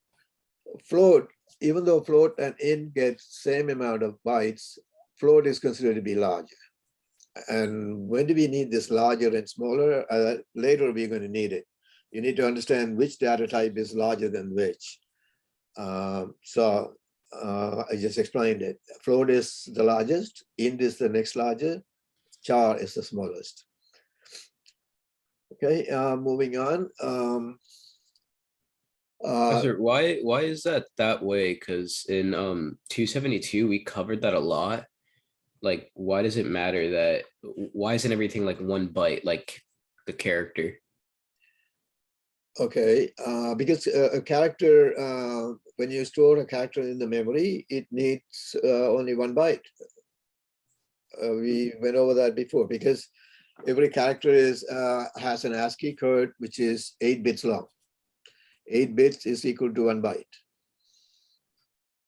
Okay, and then integer, why does that need 4?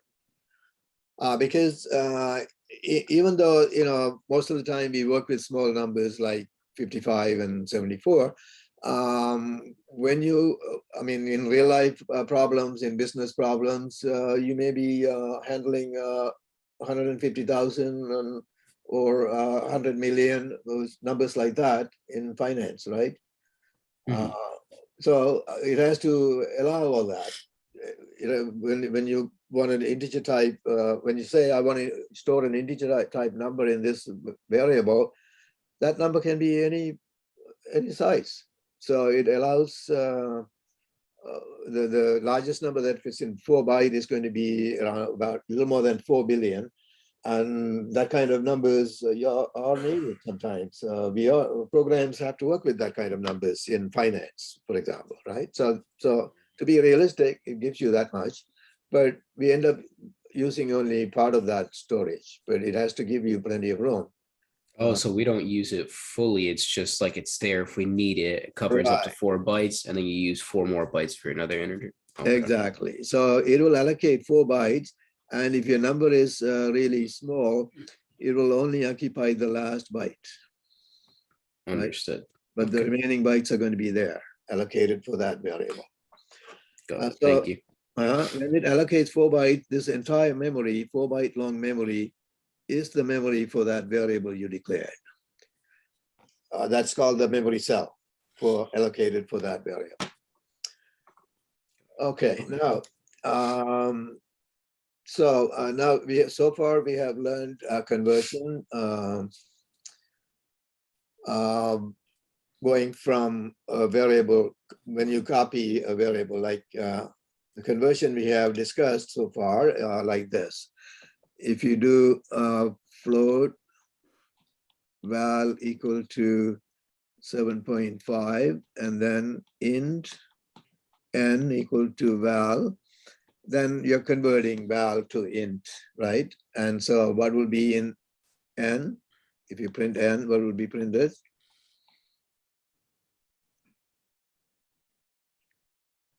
Anybody? 7. 7. Yeah. Yes, 7 will be printed. So that's a conversion happening in the assignment. You assign val to n, then you're converting, right? That's conversion happening in assignment. That's what we discussed before. Now, conversions happen not only in assignment, but also in arithmetic operations. And that's what we need to understand next. Conversions happen in arithmetic operations as well. So maybe I should give you the break at this point before we can get into this topic. So let's meet, it's 10:57 now. Let's meet again at 11:05. Okay. Professor, I have a question. You don't have to leave the meeting. You can just walk away and come back. Go. Yeah, can you just explain? I don't need you to explain like how to do it. I just don't understand. What do you mean like digit before last? Like what are you trying to make me do? Oh, 6574. Look at this number. Okay. The last digit is 4. Uh-huh. The digit before last is 7. Oh, okay. Okay. All I right. got you. Yeah. So to extract that number, that digit, what do you do? That's what we went over. Okay. Okay. Okay. All right. Thank you. Yeah. All right. I'll be right back.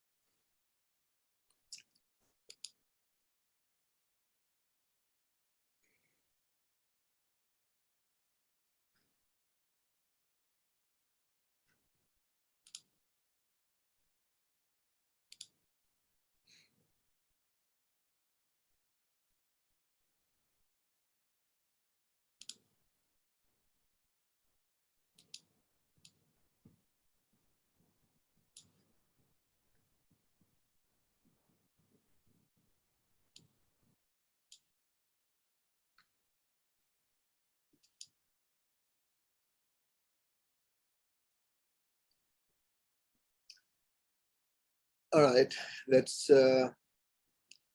get started again. Arithmetic operation. We saw earlier that conversions happen in assignments, right? When you assign integer type variable to float type variable or float type variable to integer variable, there's a conversion happening. But conversions are not limited to that. Conversions will happen when you are doing arithmetic operation. So that's what we're going to understand here. So I'm going to use a simple example. Let's say we are multiplying. We're writing a statement to multiply two numbers, like 3.5 multiplied by 2, let's say. The question here is, every data we use in the program has a data type. So if I use 3.5 and store it in a variable, that's going to be float type variable. That's the only way to have 3.5 stored. If I store 2, normally you would use integer type variable because it's integer. So there are two different types. So in every operation, there are two operands involved, and both of them can be of different type. In this case, you can see this one is float and this one is int. So the result is going to be one number, and the result has to have a certain data type, right? So how does the system determine what the data type of the result will be? Because system has to determine that in order to have a number calculated for you. It has to be of certain data type. So that's why there's a question here. What should be the data type of the result? See, this particular multiplication is going to produce an integer whole number answer, not integer type answer, whole number answer. So that's a whole number means we could store it in integer variable, but the system has to know, I mean, the computer system has to know what data type the result will be. The result is going to be one number. So therefore, it has been given certain rules as to how to determine the data type of the answer. And that rule is what we need to discuss next. It has been, if both of the variant operands are float type, like 3.5 and 2.7, then you can see that the answer will be float type. So so the data type should be float. So the result of this multiplication will be float. In other words, the system has been instructed that if the two operands are of float type, the result should be stored in float type variable. Okay. Then what happens when you have mixed variables? One of them is float, the other one is int. The answer would be generally float type, right? Even if one of them is int in general. So therefore, in that case also, it'll be float. The answer will be float type. Makes sense, right?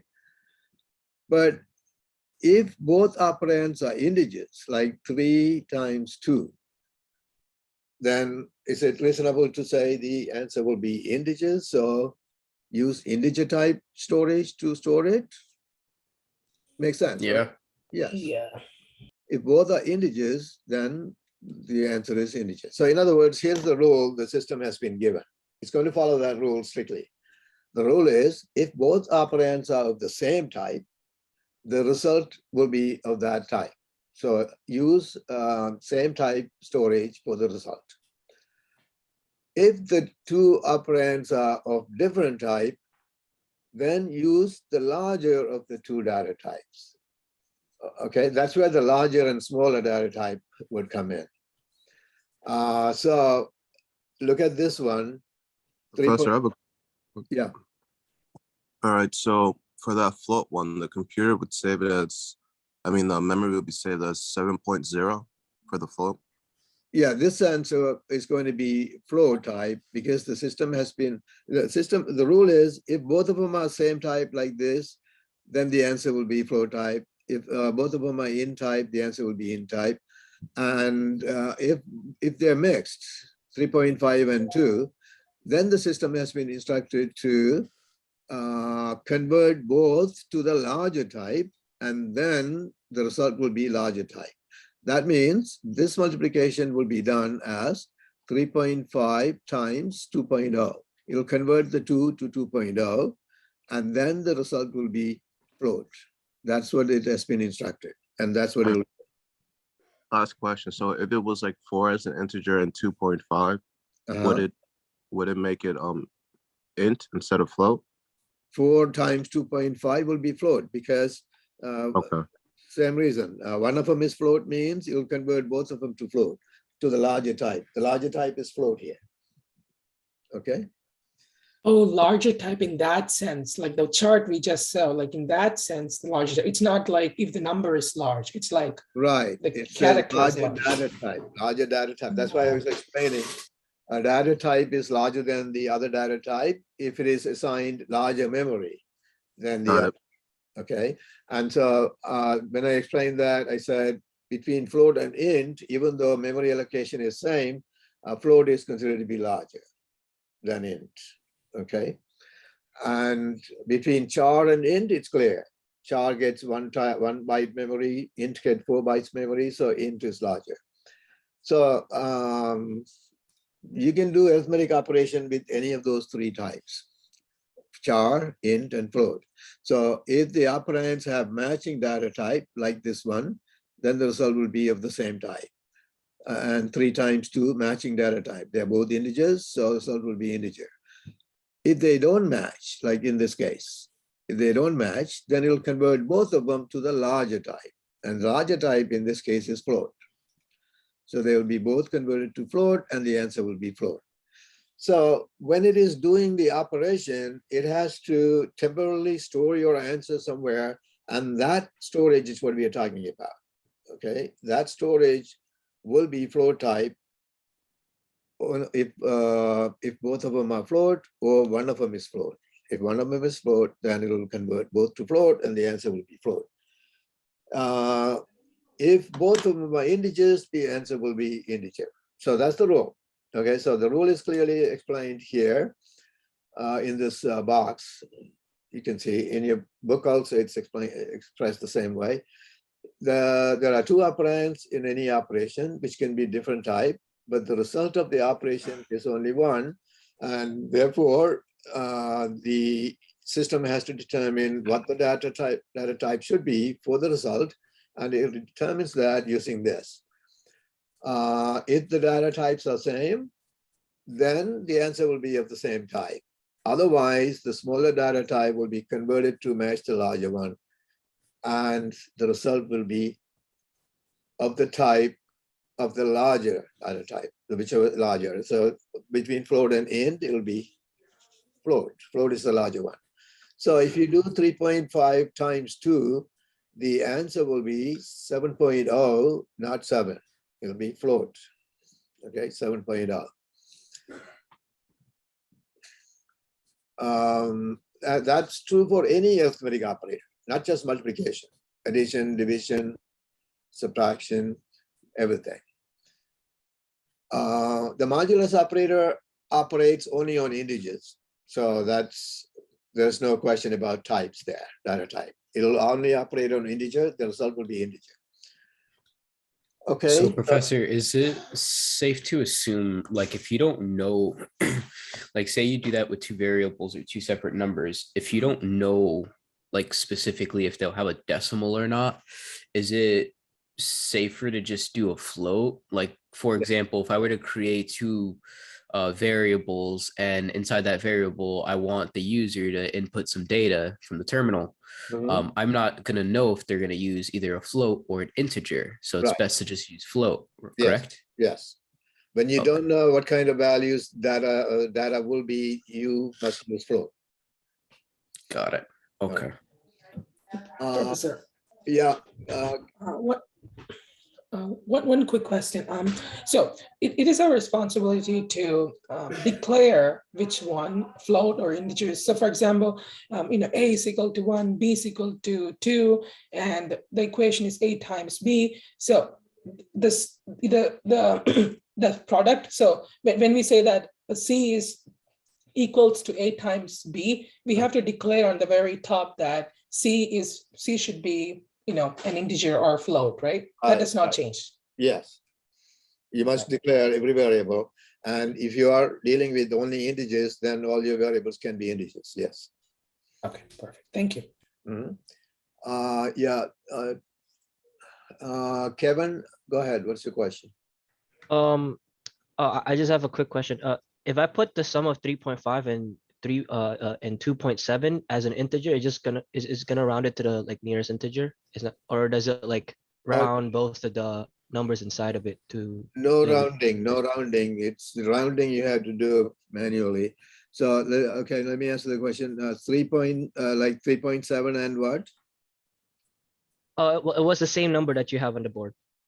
3.5 and 2.7? Yeah. Yeah, okay. If I, they're both floats. So Yeah. the answer will come up float, but whether you assign it to an integer variable or float variable, doesn't matter. The operation itself has to be stored. The result of the operation has to be stored somewhere temporarily. And that storage, which we don't know where it's doing that, where it's storing it. But that temporary storage is going to be float type if both operands are float type. Okay, so if you assign this to integer type variable, that will be a separate operation. Int x equal to this product will be a float type. Okay, and then when you assign it to int, it'll be converted to int. But the result of the product multiplication will be float. That's the point I'm making right now. Yeah. Okay. Thank you. You assign it to integer variable, then you're converting the results. That's a different story. The assignment is a different operation. We are right now talking about the arithmetic operation you're carrying out. When it carries out this operation, what kind of result is it going to produce? That is what the system has to determine. So it has a rule that if both operands are same, the result will be of same type. If the operands are different type, then convert both of them to the larger type and the result will be of the larger type. Okay, that's the rule. Okay, so let's move on.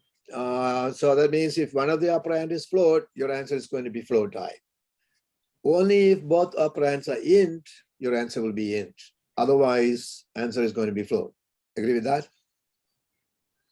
Yeah. Okay. Only if both operands are int, your answer will be int. Otherwise, it's float. Okay, so with that in mind, let's move on. With that rule, everything works fine. So the system has to go by one rule, right? So they gave this rule. If both operands are same, give us the same type answer. If they are different, then convert both to larger type. So with that rule, if your operands are both int, then the answer will be int. Otherwise, answer will be float. And that rule appears to be working fine in most cases. Only one situation where it fails, and that's this. If I declare int m equal to 5, n equal to 2, and then I do a division of m over n. M is integer, n is integer, so the system has been told that the answer will be integer if both operands are integers, right? The actual answer here will be 2.5, but the system cannot give you 2.5. It will only give you 2. That's the wrong answer, isn't it? But the system has to go by that rule. It can only go by one rule, right? It cannot think and figure out anything, right? It doesn't have any brain. So it has to go by that rule. And so division is going to produce wrong answer. Ricardo, you have a question? I'm sorry, Greg. Yeah, so the integer m and n, with the values of 5 and 2, couldn't you just declare the answer to be float? We cannot ask for that because system has the rule that if both operands are of same type, then the answer will be of that type, right? So m and n are both integers, so answer will be integer. So it's going to give you only integer part of the answer because of that rule. So then for division, should we, instead of declaring M and N as integers, could we declare them as float in order to That's get what the you should correct do. answer? That's exactly the point. So if you want to get the right answer, you need to declare the M and N or M or N, one of them. If one of them is float, you'll be fine, right? So you need to declare one of them as float. Otherwise, you're going to get a wrong answer. Because the system is going to have to go by that one set of rule and no way around it. So, you know, I mean, we humans work with these numbers, we can figure out, okay, in this case, its answer has to be float, but computer system cannot figure that out. So what we programmers have to do is adjust our program so that we'll get the right answer. So in this case, instead of declaring both M and N as integers, you declare one of them as float, then you'll get the right answer. That's all you have to do. So you need to do that. So M over N will be 2, not 2.5, and N over M will be 0, not 0.4. Okay, that's what it's going to give you, unless you change the data type. So that means you need to pay attention to these things. All right, so let's do some examples. Float M equal to 5. See, if I declare M as float and assign 5 to it, then the value actually stored in M will be 5 point. Right? It'll be 5 point. And now when you divide M over N, you're dividing 5 point by 2. Now the result will be 2.5. Okay, so now you can see that point makes a difference. Right? The decimal point makes the difference between right answer and wrong answer. That's why I said in computer arithmetic, decimal point is very important. Okay, so this is what we have to do to get the right answer. Make one of the variable float. Or I can make both of them float, no harm done.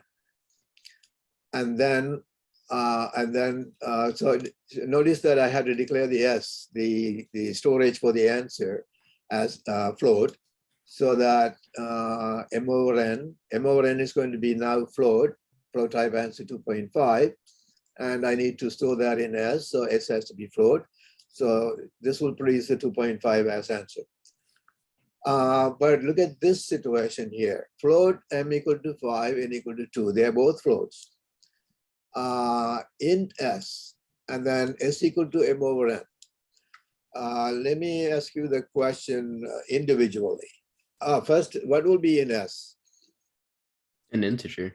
Integer, which is what number? 2. 2. So because S is integer type, but this division is going to produce correct answer. Do you see that? Because both M and N are float type, so you're dividing 5 point by 2 point, and the result will be 2.5. Okay. The division and the assignment are two different operations. This division will produce right answer, but the 2.5 will be converted to 2 because you're assigning it to integer variable. Okay. So if I had a float type variable, you know, if I declared some other variable t here as float, and if I assign it to t, now what would you have in t? 2.5. Now you have 2.5. Okay. So it was the S was integer type, and that's why you had a wrong number there. All right, let's go to the warm-up exercise. What will be the output? What will be stored in S? Won't it be error? Or No error. No, none of these would be error.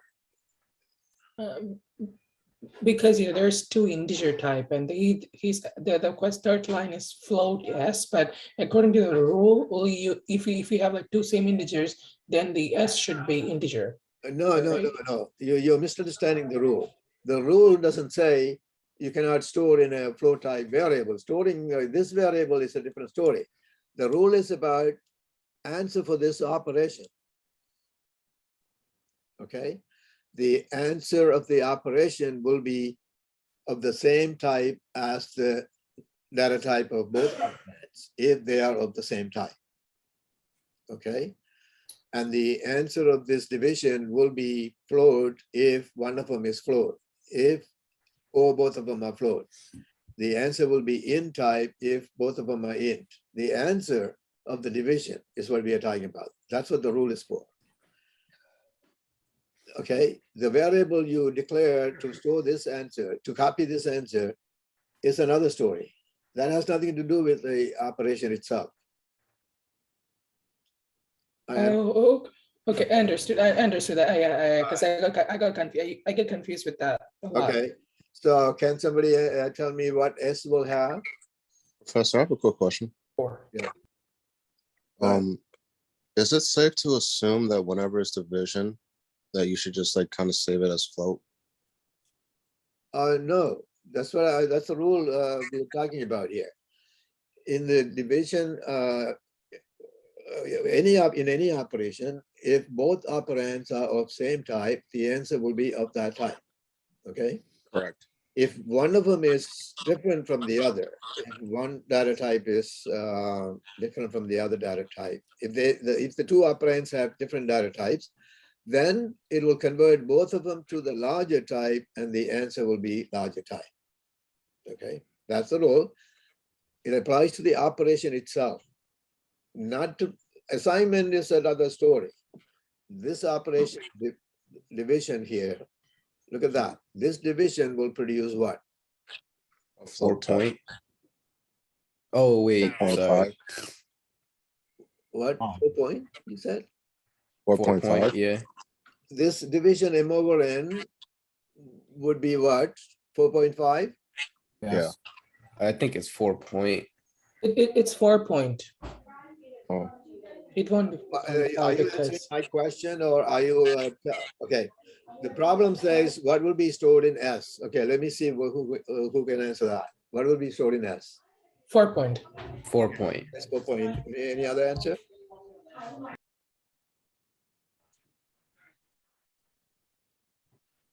Okay, only one student answered it and he says 4 point will be stored in S. Anybody else, any comment? I thought it was 4.5, but Yeah, close 4.5. 4.5, okay. 4 point.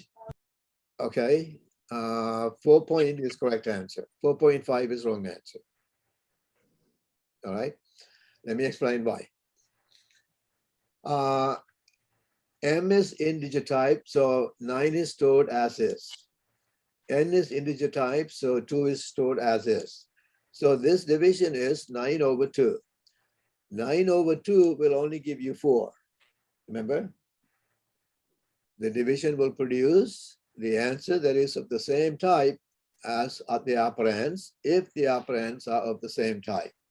oh, okay. So you would have had to change one of them to float, like Yes, if you want the right Okay. answer. So the question here is, what will be the value of the division? The division will produce a 4.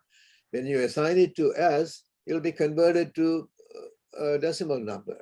So it'll be 4 point will be stored in S. So that student was right. Andrews, I think, said that In it record. 4 point is correct answer. Everybody understand that?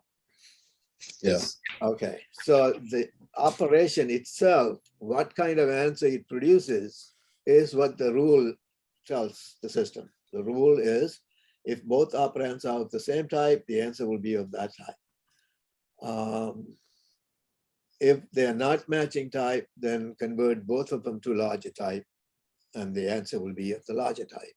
Okay, that's the rule. And so this program is going to fail. It's going to produce 4 point as answer, which is wrong answer. So if you want to correct that, you need to change one of the declarations. M or N should be float. Only then it will be correct. Okay, let's go on to another question. Float X and then X equal to 17/5. Okay, what would be stored in X?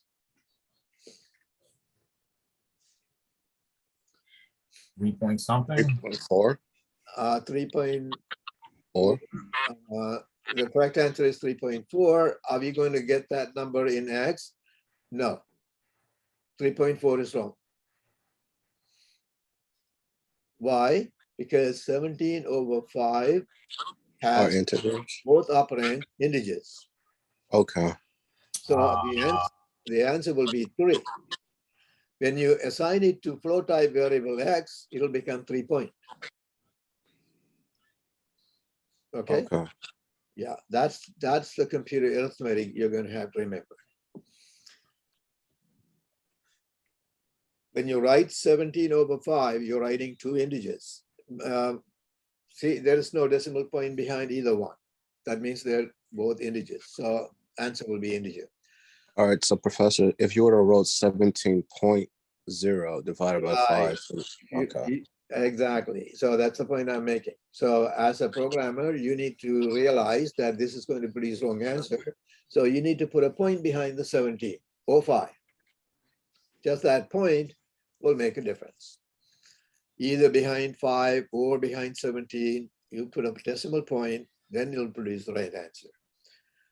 Okay, going on to warm-up exercise. Okay, so the first problem, I want your answer for warm-up exercise 4.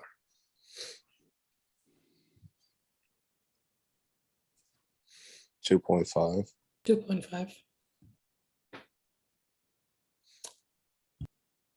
Okay, very good. 2.5 is correct because n is declared as float, and therefore you're dividing an integer by float type value, which will produce right answer. Okay, let's do the exercise 5.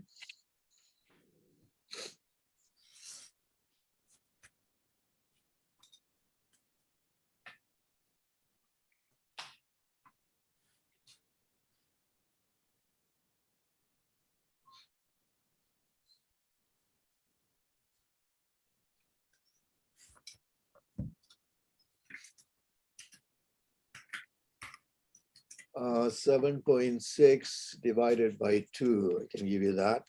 7.6 divided by 2 is 3.8. 7.6 divided by 3, divided by 2 is 3.8.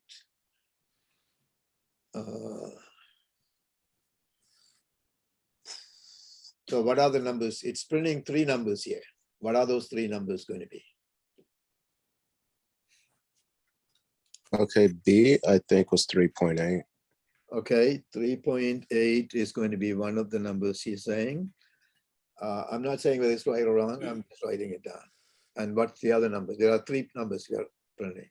D, I think was 1 point. Never mind. 1.9. Are you dividing 3.8 by 2? Yeah, for C. We're not doing that anywhere. Oh, okay. Let's see what I did there. Okay. Okay, so 1 point.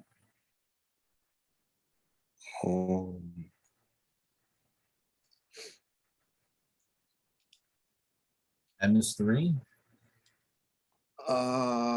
Yep, M is 3. M is And C is 3. 1.0. So M is hold on. M is 3. Okay. C. and C will be 1.0 or 1 point. I think it's 1. It's just 1. It's 2 integers. Nope. This, I mean, like C is 1.5. But n is equal to 3. It's an integer divided by 2, and 2 isn't a float. C is declared as a float though. Oh no. Oh, Vietnamese. well, No, wait. Yeah, but 3 is still an integer though. No, yeah, 3 is an integer, and there is it's 1. what Yeah, would- I think yeah. it's I'm pretty sure it's just 1 because in the last one we It's did 1. 17 divided by Yeah, 5. I agree with that. Yeah, so And it's it 1. was just I a agree. variable. Okay, my what bad. would be in C? 1. 1. 1. Wrong. Wow, what? 1.0, 1 point. But the one you did in the last example is float Someone said x. Someone said 7 divided by 5. 1 point is the right answer for. All right. Oh, because it's Are 1 we still point, doing yes. 5? Are we still doing well, 5? because it's float, so it would just It's a put a float. one. See, it's a float, so it's 1 point. you Yeah, compare yeah. that. Got it. Okay, Yeah. so the three numbers that will appear on the screen will be 3.8 on one line, 3 on the next line, 1 point on the next line. This is what you're going to see on the screen. Okay. Will we be wrong if we put in 0 after the point? Yeah, if you write 0 behind the point, that'll be still correct. Yes. Okay. Okay. So that will be the output. And so if this is a homework question, you only write those 3 numbers as output right there. Okay, that's it. I have commonly written wrong answers are B equal to 3.8, M equal to 3, and then C equal to 1.0. This is common wrong answer. The problem says write the output, which means write exactly what you expect to see on the screen. You don't expect to see all this B equal to, M equal to, and all that. This is what you expect to see. Okay, that's what you write. Do not write anything else. It should be the exact output. Okay, so the answer to this question is 3.8, 3, and then 1.0 on 3 separate lines, because that's what this backslash n will do. It'll go to new Professor, line. how come? Wait, the backslash is like, you know how there's 2 different slashes? Wait, what does one? That one is mistyped. Oh, I thought it meant something else too. No. And this double quotes is also wrong. Wait, and backslash n just basically means next line, right? Right, new line. It'll go Okay, to okay. next line. And then- All right. Professor, So, we could also use the ENDL, right? I'm sorry. We could also use the ENDL. ENDL will be equivalent to backslash n, right? Okay. Okay, so everybody understand where we got those numbers, right? Wait, Professor? Yeah. Like in terms of like efficiency in like the program, does backslash n more efficient than ENDL? Because like you have to like they're identical. oh, they're identical, so it doesn't Yeah. matter how you use it. Oh, okay, Right. okay. Don't you use endl when you're using namespace?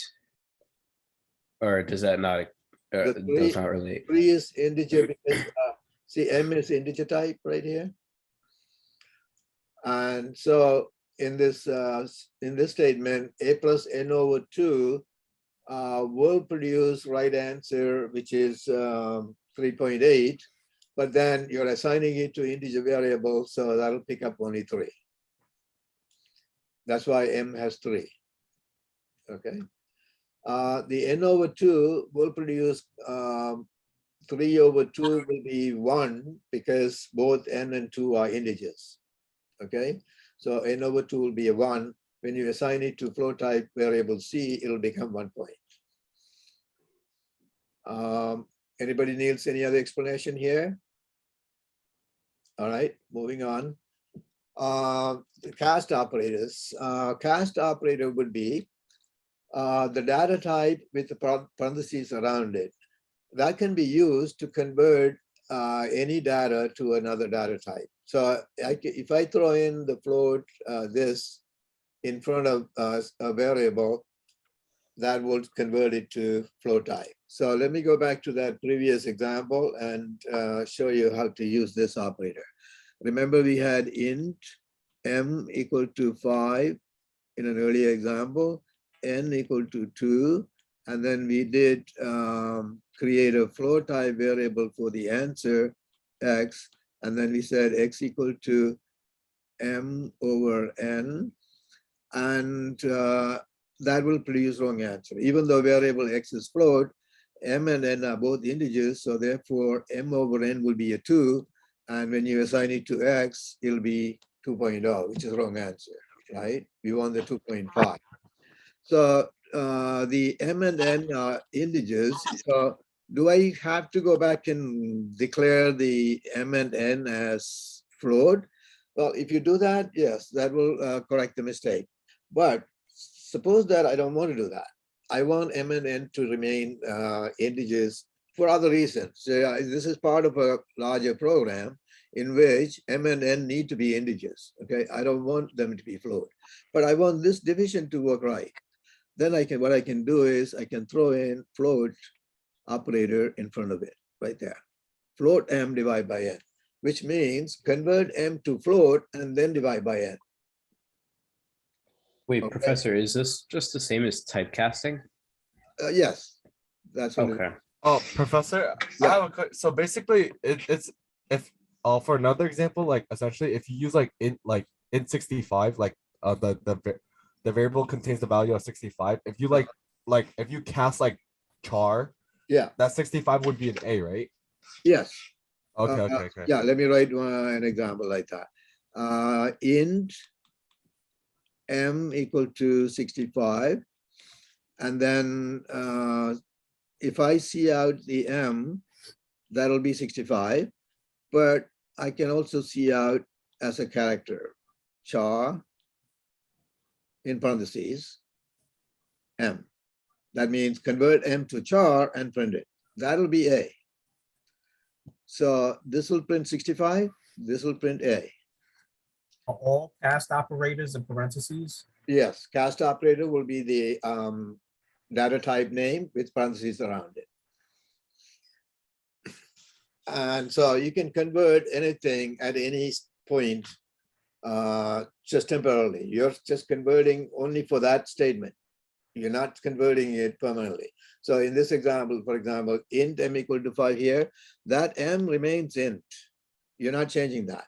But here you're saying whatever the value of m is, convert that to float and then divide by n.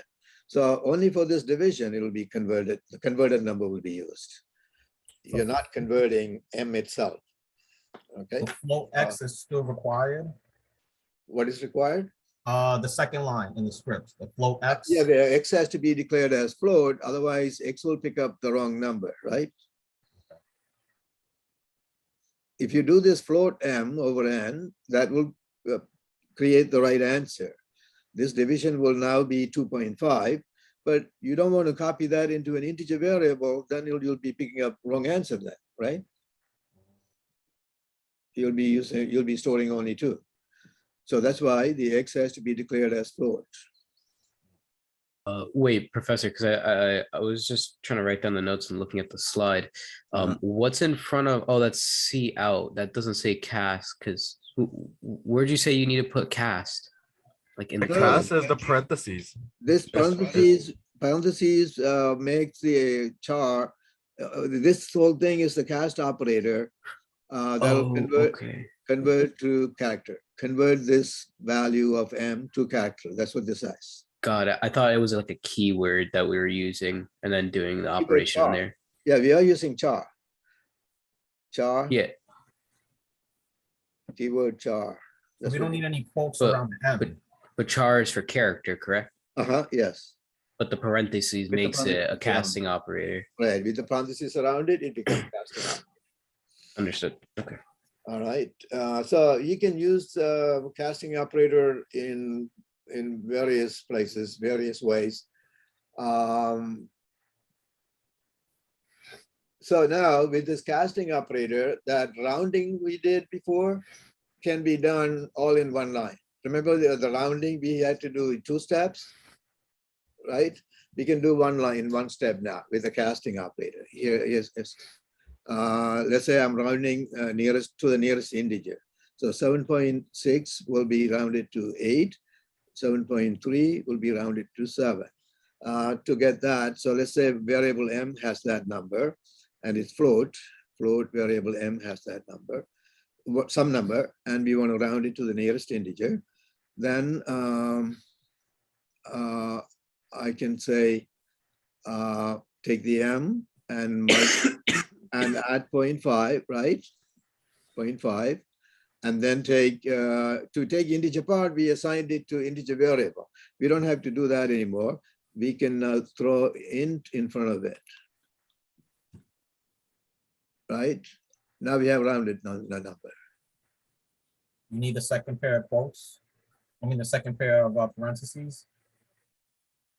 We need parentheses around m plus 0.5, and then put int operator in front of it. What that's going to do is it's going to add 0.5. So 7.6 plus 0.5 will be 8.1.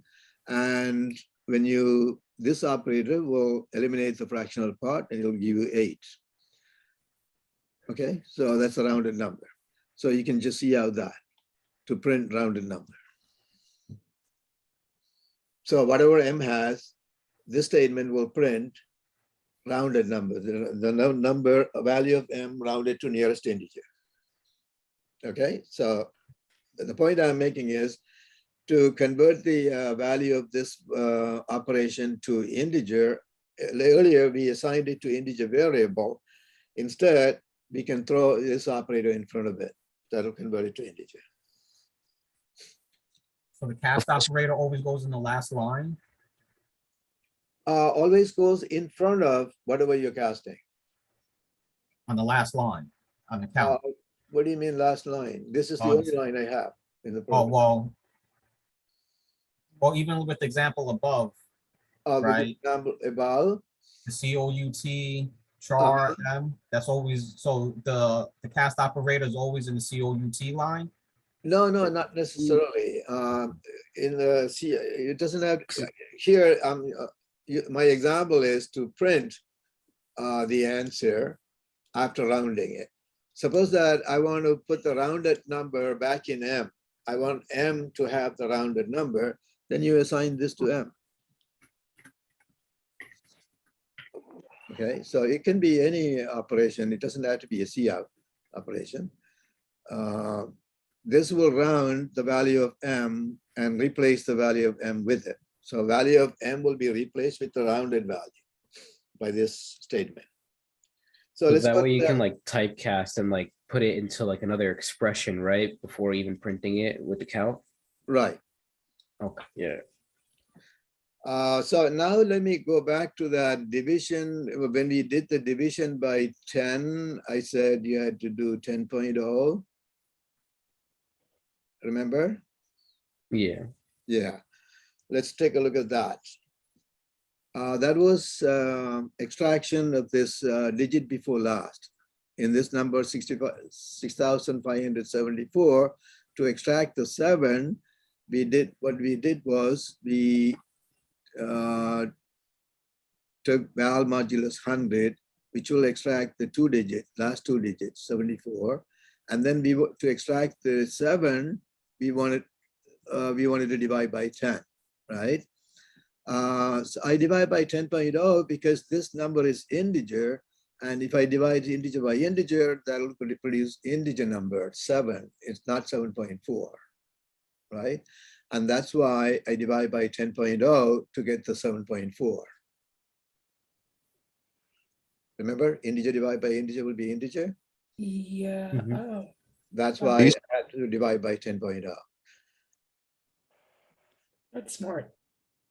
Okay, so you have to pay attention to those details. So now I'm going to go over that rounding example. We rounded to the nearest 10th, remember? That example. So if the number is 7.46, it should be 7.5, right? Nearest 10th. If it is 7.43, it should be rounded to 7.4. To get that, what we did was, let me go over that process again, 7 point whatever the number is. Your process should work for any number. I'm using this number to explain. The first step is to multiply by 10 so that it will become 74.6, and then extract integer part of it, right? That will be 74. No, I'm sorry, not extract integer part. We need to add 0.5. I'm doing rounding, right? I forgot that for a second. I'm doing rounding, so that means I need to add 0.5 to it. It's the same process we did before. Add 0.5, that becomes 75.6, and then take the integer part of it integer part, that will make it 75. And then divide by 10. Divide by 10, 10.0 actually, right? Only then it'll be 7.5. If you divide by 10, it'll be 7. You lose the 5. Okay. So I have to divide by 10.0 to get the 7.5, which is the rounded answer. Understand the process, right? This is the second time I'm going over that. This is how you round the number to the nearest 10th. And I'm going to write the code. Now we can write the code all in one line. It may look a little bit complicated, but it can be done in one line now. Earlier, we did it in 2 lines. With the cast operator, we can do it in 1 line. So suppose that variable val, I'm making up the same problem. Variable val has some number in it, and we need to write a statement that'll replace it with number rounded to the nearest 10th.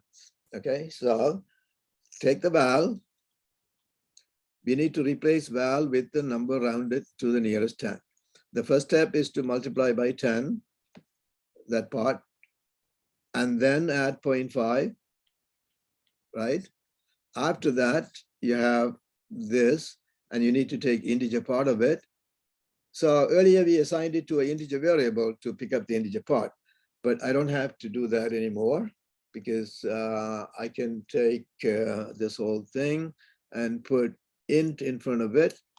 That'll pick up integer part right there, okay? After taking integer part, I need to divide by 10.0. After you take the integer part, this number is now integer. So if you divide by 10, you're not going to get the whole 7.5. You're going to get 7. That's wrong. So I divide this by 10.0. Now I have the rounded number. I'm supposed to replace val with the rounded number. So I assign this to val. Semicolon. See, all in one line now. This will round the number to the nearest 10th and replace val with it. Okay. Moving on. 3.0 divided by 2.0. That's the way you should write the division to get the result of 1.5. Or if you write 3.0 divided by 2, that'll be correct. If one of them is float, so it'll give you a float type answer. Float operator in front of 3 and then divide by 2. This is not wrong, but when you need to make the 3 into a float type, you can throw in the decimal point instead of having to write the float in front of it, right? That's too much effort. So it's not wrong, but you don't do that. You just throw a decimal point in front of it, that'll work, but still it is correct to do that. Professor. Yeah. But if it is declared, for example, you know, if the 3 is declared as an integer, then we cannot throw a decimal point, right? No, 3 is a number. If you're writing the number directly in your program, then you can throw in decimal point behind it. But if it is in a variable, then you cannot put decimal point behind it, right? That's when you need this float operator. Professor, I have a question. So basically, like, you know how you put a float on next to the number? So let's say you try to convert like 2 numbers, right? Do you have to have like the data type next to both of them? Yes, yes. Okay. Yeah. So let's say like 2 is also a float. So you would just put in parentheses float next to the 2 next on the other side, right? In front of it, you had to put the float, yes. Okay. So here's an example, E equal to float K over L. Here, the K has a 7 and we're not using 7 here. We want to use the 7 point. We want to divide 7 point by L.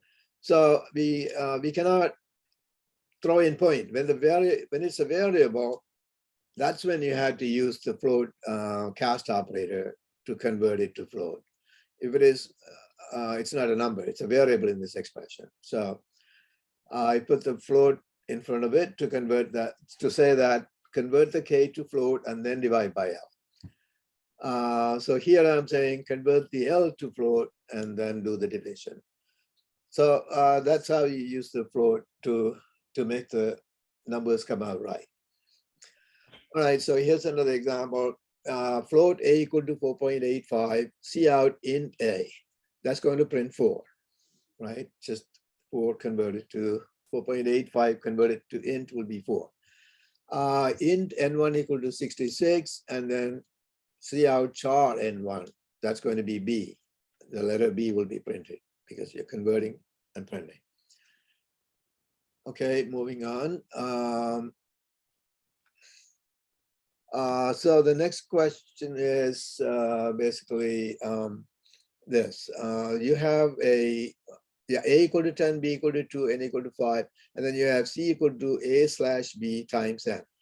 So the question here is, if you write something like that, what will be the result? The result will depend on whether division is done first or multiplication is done first. If you do the division first, then you're going to have 10 over 2.0, which is 5.0, and that'll be multiplied by n, which is 25.0. The answer will be 25.0. Now, by the way, if the answer is going to be float, you need to have that point in your answer.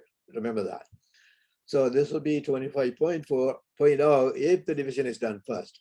But if the multiplication is done first, then b times n will be, b is float, so that'll be 10.0. And you're dividing 10 by 10.0, so that'll be 1.0. See, the answer will be different if you do the multiplication first. So the question is, what would the system do, right? Would it do the division first or multiplication first? The system has to be told. If there are parentheses, then it will follow that parentheses as the first operation. But if there is no parentheses, the system has to follow certain method to calculate this, right? So it's been given a certain rules of order of precedence, in what order the operation should be carried out. And that's what we're going to see next. The order of precedence would be parentheses first. If there is parentheses in the expression anywhere, it will do the parentheses first. The unary minus or negation operator next. The negation operator never came up before, so let me explain here what that is. Okay, so let me explain negation operator. Using an example, int m equal to 7, and then if I say m equal to minus m, this, we never had to do anything like that before. You can do that. Basically, you are saying negate the value of m and put it back in m. So that would be after this, m will have -7. Negating operation. Normally, you don't need to do this. Very, very rarely, this operator comes into play. But you need to understand that it exists. So if there's a negation operator anywhere, that would be the second. Because the number has to be converted to the negative number before any other operation. So that's what it'll do. After that, multiplication, division, and modulus. So all three of these operators belong to the same level, the third level. After parentheses and unary minus, these three will be done. If there are more than one in that expression, then it will do left to right. That's what you need to remember, left to right. And after that, plus and minus will be carried out. And if there are more than one of those, again, left to right. So let's go back to the previous page now. Which operation will be done first? In a minute, which operation here will be done first? Division. Division, because it's Multiplication. the division and multiplication belong to the same level, but if there are more than one of those, it'll do left to right. So here, the division is on the left, so it'll do the division first. Okay, so therefore the correct answer produced by this expression will be 25.0, not 1.0. Okay, now what's the question? Can you explain the unary I still don't understand it that much. It's the second level for the other slide. Second, you know, Yeah, yeah, yeah, the negation. you I'm so can, confused. maybe this is a bad example. It's just turning the number into a negative, isn't it? It Oh, just basically. just negates the number, Oh, so basic. Oh, okay, okay. negates the value of the. How would it be used though? How would it be used? You just put it in. You just put the dash. Yeah, in. it's very rarely used. Like I said, not much use of that is there. Oh, okay, okay. That's why we didn't run into that before. So in this example, I'm trying to explain. So m equal to 7.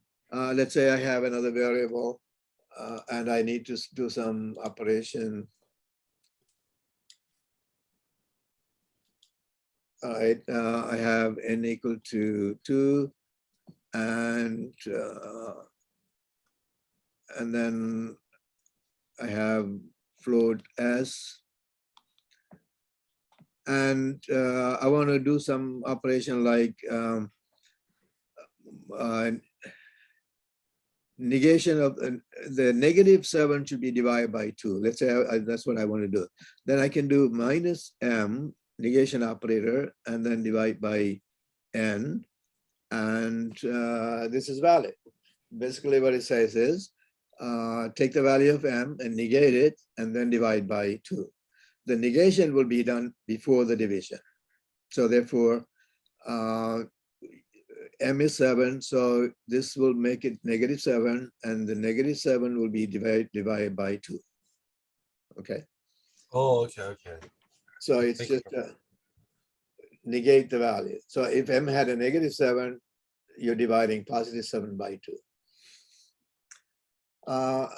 And like I said, that operator is not that useful, not used very much.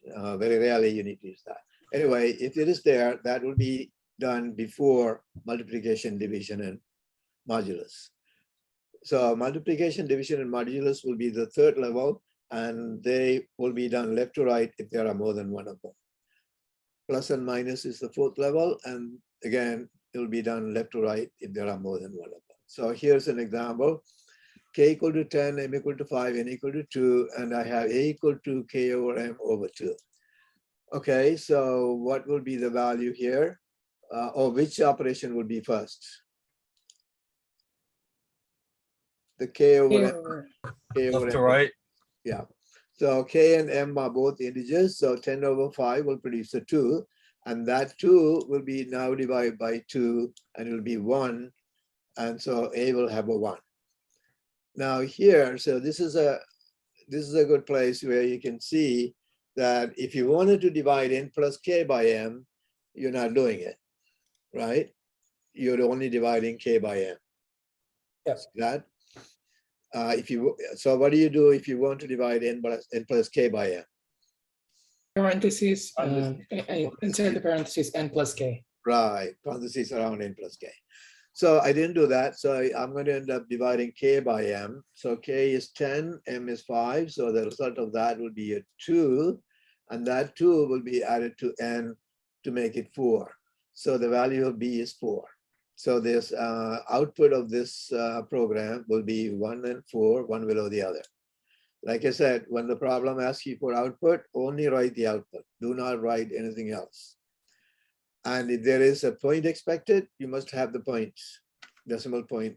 In other words, if it is flow type number, you must have a decimal point. Okay, warm-up exercise 7. Go ahead, do that.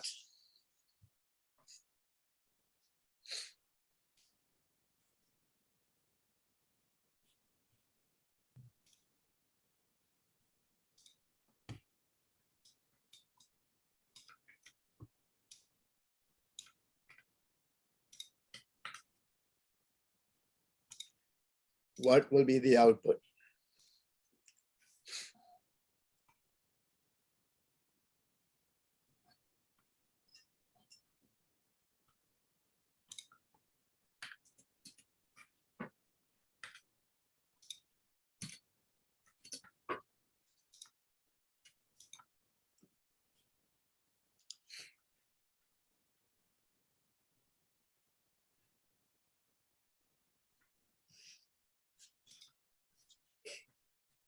5.5. Okay, I have one student with 5.5. Any other answer?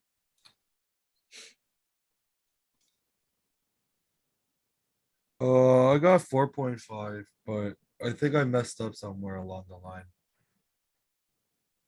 Okay, check your arithmetic.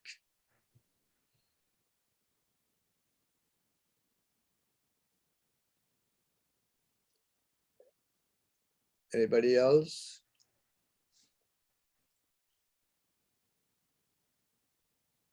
Sir, like, give me like 1 minute. Yeah.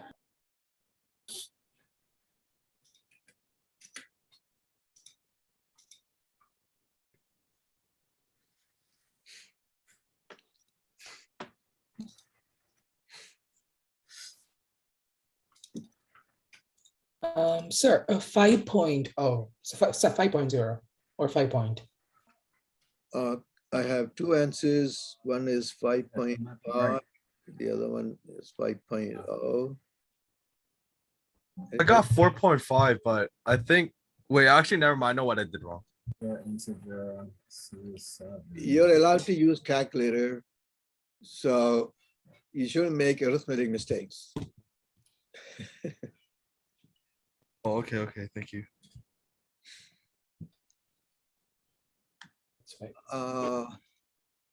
Anyone else with any answer? Damien, what's I got 5 point. just 5? Yeah, I ended up putting it also into a program as well. So Yeah, I got 5 too. I'm not sure I did that right. Yeah, I got 5.5 now. Okay, so another 5.5 and a 5 and a 5.0. By the way, when you do these problems in the homework that ask you to write output, do not run the program in a computer. It's designed for you to figure out manually without running the program. Okay, you need that practice. When you're doing it on the test, you're not going to have a compiler to run this. And so you're going to have to practice by doing manual work. Do not run the program. Okay, so I have several answers here. The 5.0 is the correct answer. Let's go. All right. Wait. Let's go, yay. But isn't it float D? Yeah, that's why it's 5 point. that's why it's Oh, I mean, let me explain. This is what I've been explaining, but I'll explain again. What the operation here you had to carry out at the right order. Okay, so A plus B will be done first because it's parentheses, and that'll be 17. And the next operation is modulus because division multiplication will be the next, and we have modulus on the left side, so that'll be done next. So 17 modulus 3 will produce a 2, right? 3 goes into Yeah. 17 5 times with the remainder of 2. So the answer for this part is 2. And now, before doing the plus, we have to do this division. C is a 7. You're dividing by 2. They're both integers, so that will produce a 3. 3. And when you add the 3 to the 5, it'll be 3 to the 2. This part is 2, right? 3 plus 2 is 5. And when you store that 5 in D, it'll become 5.0. Oh, so wait, Professor. So basically, when you divide C by 2, it doesn't come out to 3.5, right? Because C is an integer. Yeah, I spent so much time explaining. Okay. All right. I just had to make. Okay, I made a mistake. Integer divided by integer is integer. So C over 2 will be a 3, not 3.5. So 5 point is the answer. And if you ran the program, you may have gotten 5 because I explained to you that this point is sometimes not printed in the output. It depends on the computer. Yeah, when I did it on my piece of paper, I got 5 point. Okay. But I did try to copy and paste it right in the program, and it only came out to 5. But I'm assuming that's Program. because it's not gonna show the Yeah, when decimal. you run the program, it may give you 5, but that's not the answer accepted here. It's 5.0. When the number is supposed to be decimal, you must have the point, and the computer doesn't always print that point. So But the computer still recognizes that as a float, right? yes. Okay, that makes sense. I just wanted to see what it would output, but I got And it. so take my advice, when you do the homework problems, do not run them in the computer. Do it manually, okay? You need the practice of doing it manually because that's what's expected here. All right, so that means we have some additional example. If I want to write AC over B, this expression, algebraic expression AC over B, then I can write it as A over B times C. This is correct. If you do the division of A over B first and then multiply, that's correct. Or A times C over B.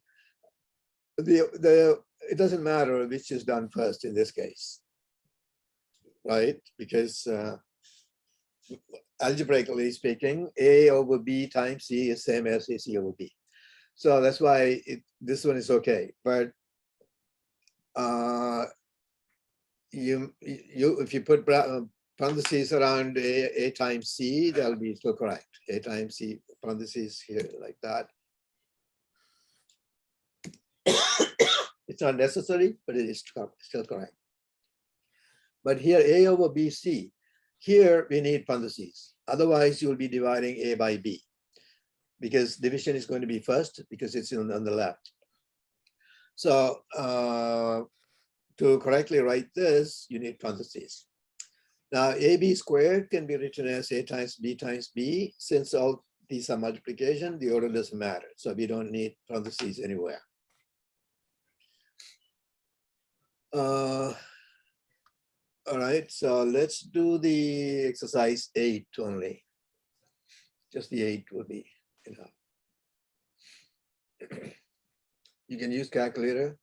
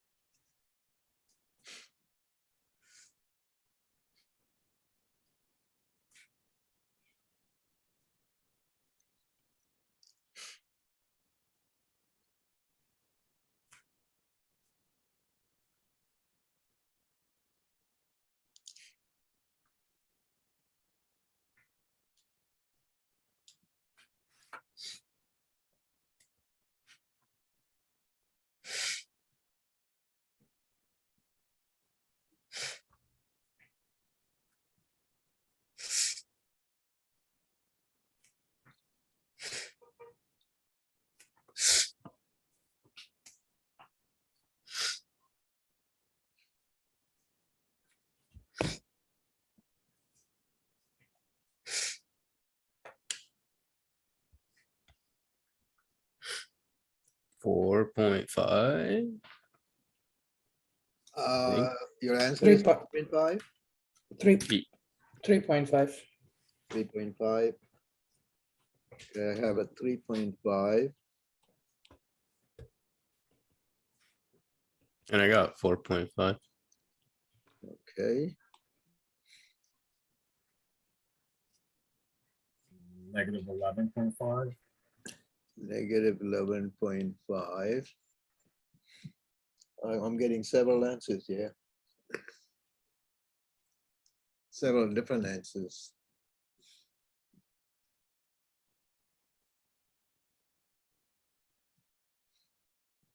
Professor, I mean, like, I don't know whether it's fair, but like, can you go to the the slide where it shows the order of operation? Okay. So I assume everybody copied this expression, D over E minus F. And A is 24. So basically this means negative 24 divided by B, which is 6 times 4, plus D is 9 divided by 5 minus 3, which is 2, but it'll be a 2.0. Everything is float. These are all float. Point. Everything is float. So that's your expression. All right. So I'm moving to another slide. So if you can see the expression and the numbers on the whiteboard.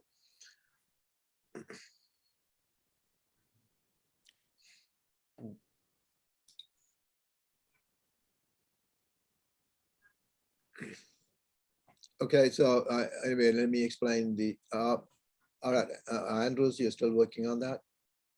Nope, I got this. Thank you. All right. Professor, never mind. Okay, so let's do this operation. The correct answer is the negative 11.5. One student got that right. Very good. So let me go ahead and explain. This expression, negative 24 point over 6 point times 4 point.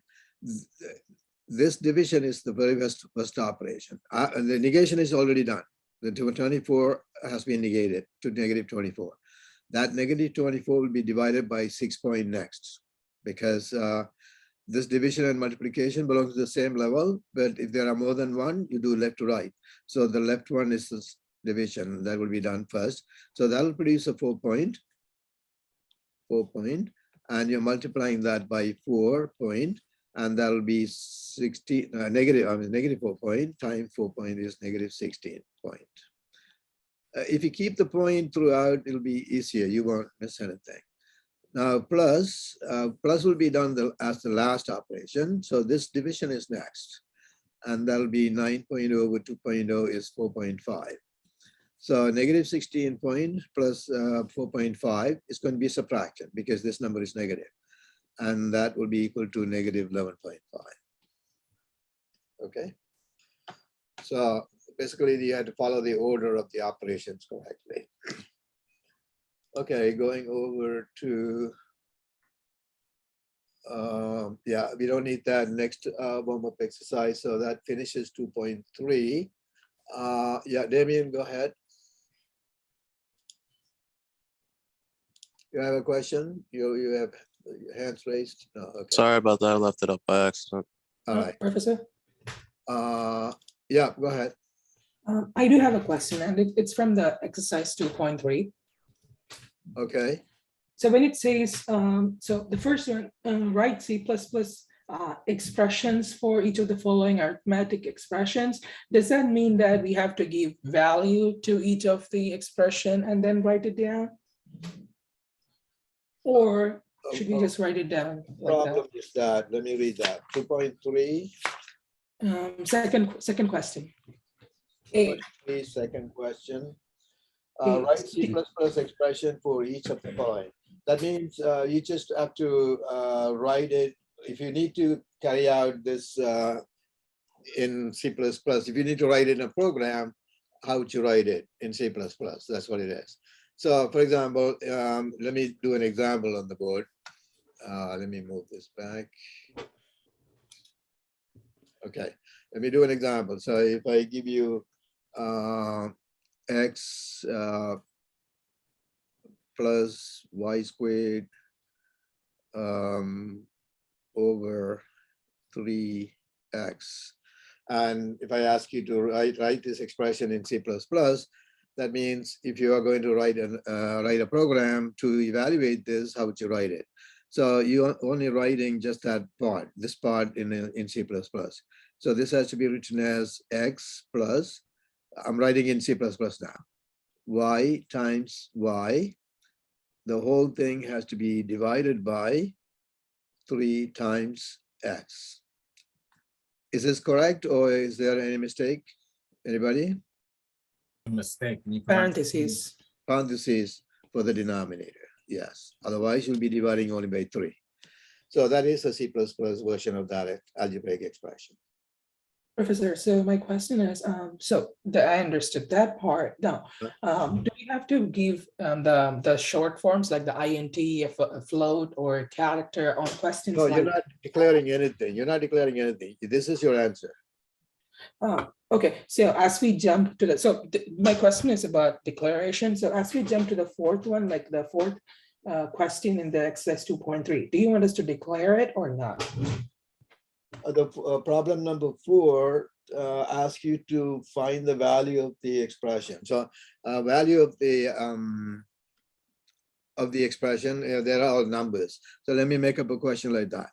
5.0 divided by 2.0 times 2.0 plus 4.0. Okay, if I give you this expression and ask you to evaluate, you just find the value. See, the decimal point makes it float, and also you have to follow the order of operation. So there is a division and a multiplication. So the division is going to be done first, and both are float, and therefore this will be 2.5. And then you're multiplying it by 2.0. So that's a multiplication is next, and that'll produce a 5.0. And when you add the 4.0 to it, it'll be 9.0. So the answer is 9.0. All right, that's what you're doing. But if this decimal, if the expression here is 5/2 instead, that will be not 2.5, it'll be 2, right? Understand? Yes, Professor, I understood that. So wait, so I'm so sorry. Can we go back to the question about the negative 11.5? That question, just real quick. Just one small thing to clarify. Yeah. So when we go back, so according to the PowerPoints, the order of multiplications comes first and then division comes. So no. Multiplication and division belong to the same level. yeah, so it goes left to right, and left is, so in the PowerPoint, the left is multiplication and then division comes. That's in that expression. In this expression here, the division is first. Division is on the left. We have this division is first because it's on the left. Multiplication is going to be next. So Professor? what? Oh, okay, understood. Right, Professor. Thank okay. you. Mm-hmm. Oh wait, Professor, is it only addition or subtraction that goes from right to left? All of them. The division and multiplication belong to same level of precedence. So whichever is on the left will be done first. No, I'm saying for subtraction and addition. Is that the Yeah, only one that does subtraction. right to left? Same thing for subtraction and addition, left to right. Oh, left to right? Oh, Yeah. okay. So this is a plus here. If there's another minus 2.3 or something, then this plus will be done first, then the minus 2.3. Okay, because that's on the right. But between addition and subtraction, whether you do left one or right one first doesn't usually matter. Oh, okay. But It's just wait. It's just that the computer reads from. Wait, does the computer read from right to left? it does the operations from left to right. Yes, but Oh, okay. between addition and subtraction, usually it doesn't matter. But between division and multiplication, it matters. Which one you do first matters. All right.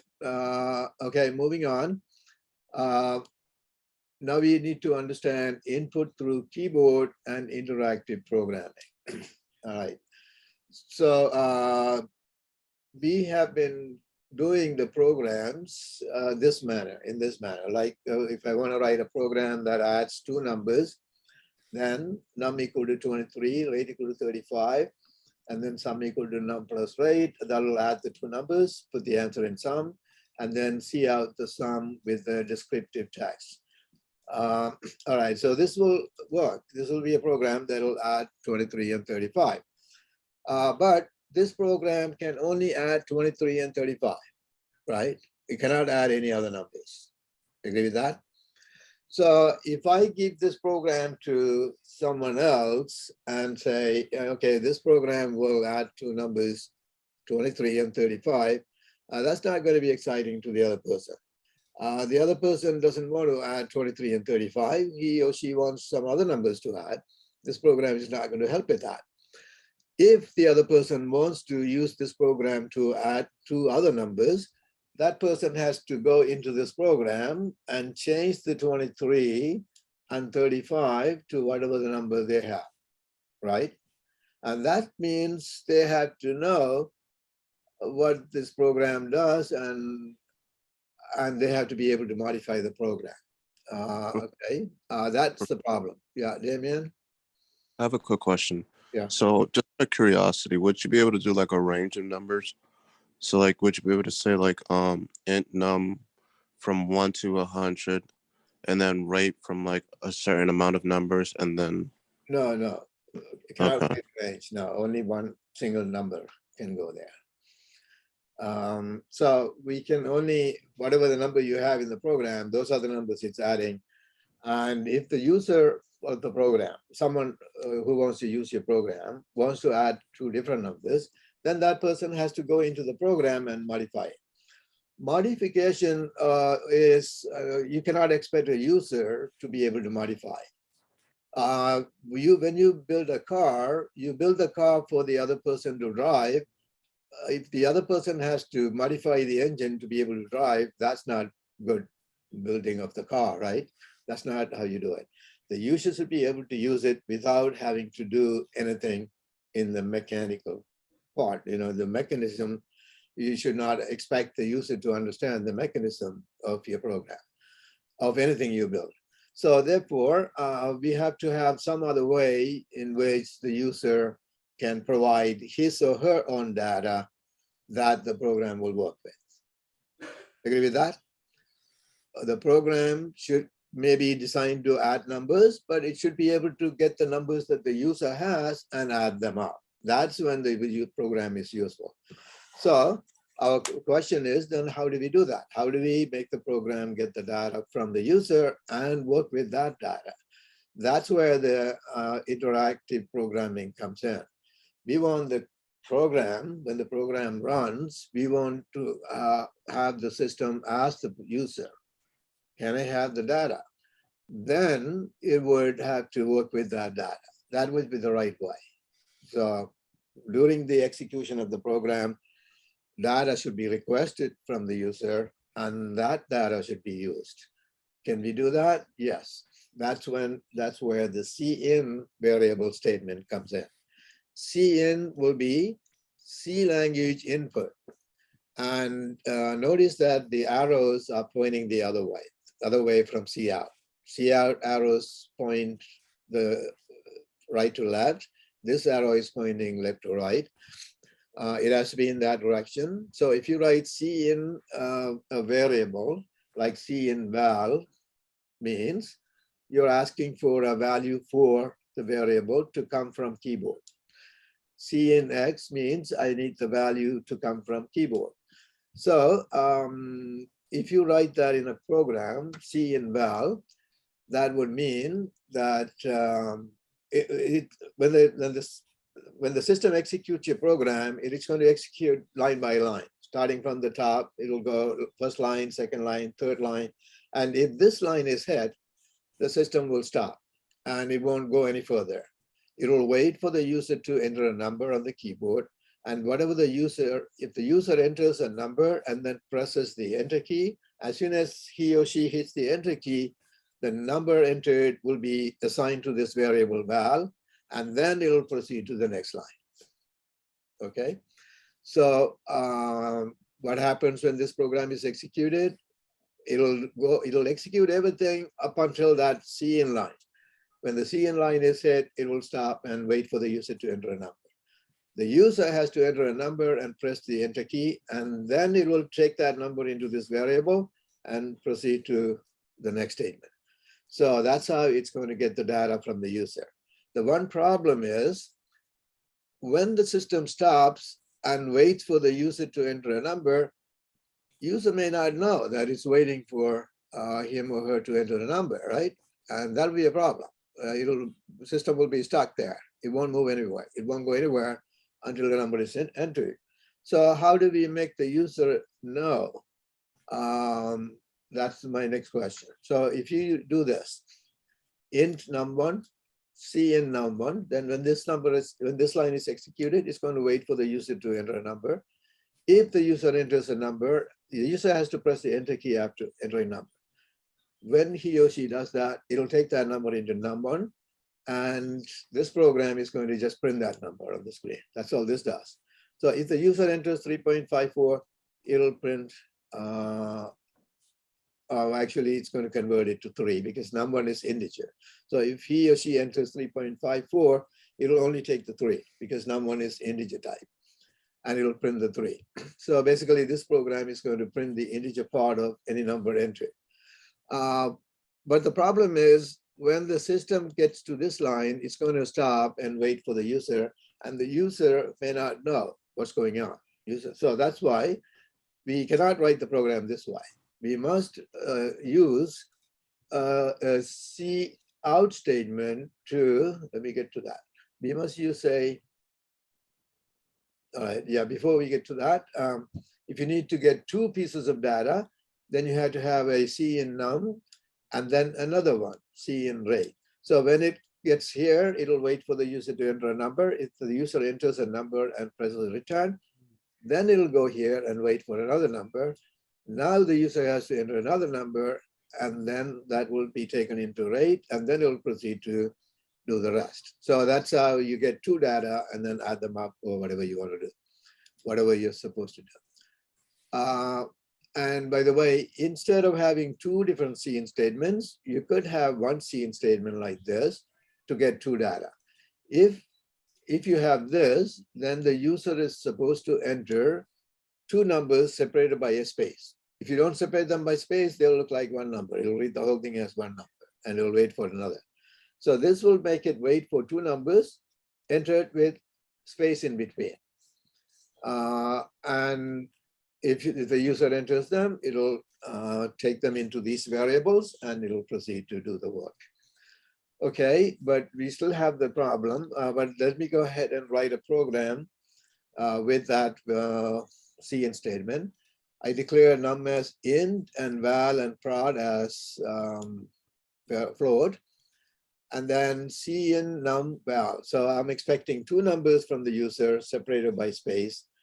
If the user actually enters it, then I'm multiplying them and printing it. So this program is good for multiplying 2 numbers entered by the user, and it'll print the output. So this program is good for anybody to multiply 2 numbers.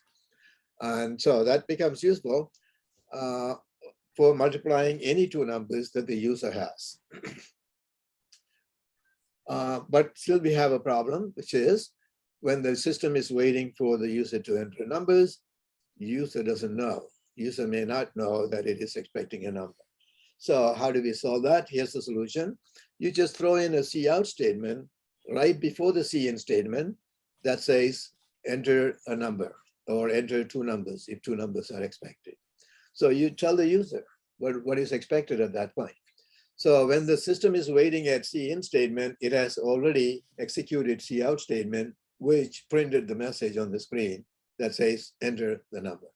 So it will be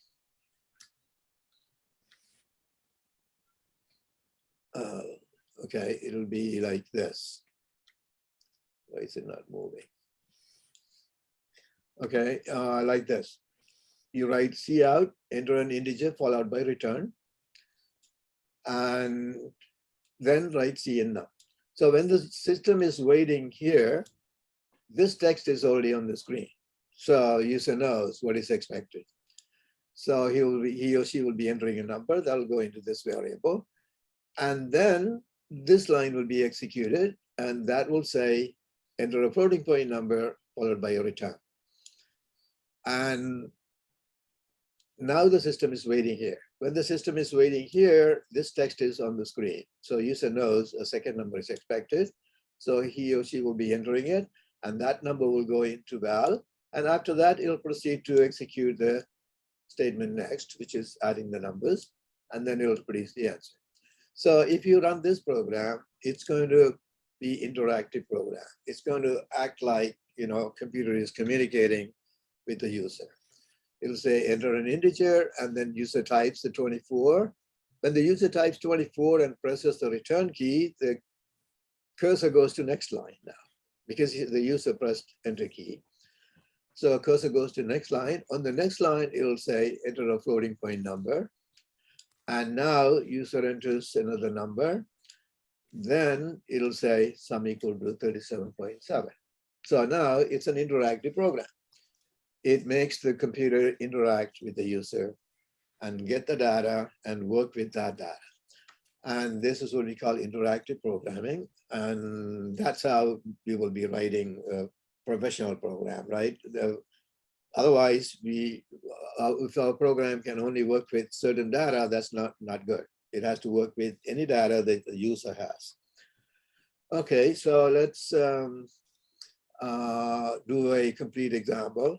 Here's a program that will get any two numbers from the user, and it'll print the sum. It'll add up any two numbers user has. So this is complete program. You have to have these at the top, and then the main, the bracket, and then declare the variables. All your declaration must be right at the top. Remember that rule when you write program. While writing the program, if you realize that I need more variable, you have to go to the top and add more variable to the declaration line. And then it says enter an integer and a floating point number with space in between. So all this have to be in double quotes. So when you have double quoted text, you cannot break the double quoted text into several lines. So you're going to have to separately write this in double quotes, and then another one in double quotes, okay, if you have to write a big paragraph like that. And then another one, because double quoted line cannot be broken. But you can have any number of these arrows for the same CL. Any number of these arrows can be used. I notice that I have semicolon only at the end. So this is not three statement, it is one statement broken into three lines. So see, it's a good idea to explain everything fully to the user, because you're expecting two line numbers separated by a space, and the user must have one space, at least one space between them. So I'm saying all that. Enter two numbers separated by one space, and then press return. Only then this will work. It will work with two numbers separated by space. And it will add those numbers, and it will print the sum on the screen. So this is complete program that will interactively work with the user to get the data and print the answer. Okay, so move on to warm-up exercise. Write the shortest possible program to obtain two-digit integer from the user and to print sum of the digits. Okay, you want to get, you can assume that user will enter a two-digit number, and you need to print sum of the digits. Okay, let me see if we can do that.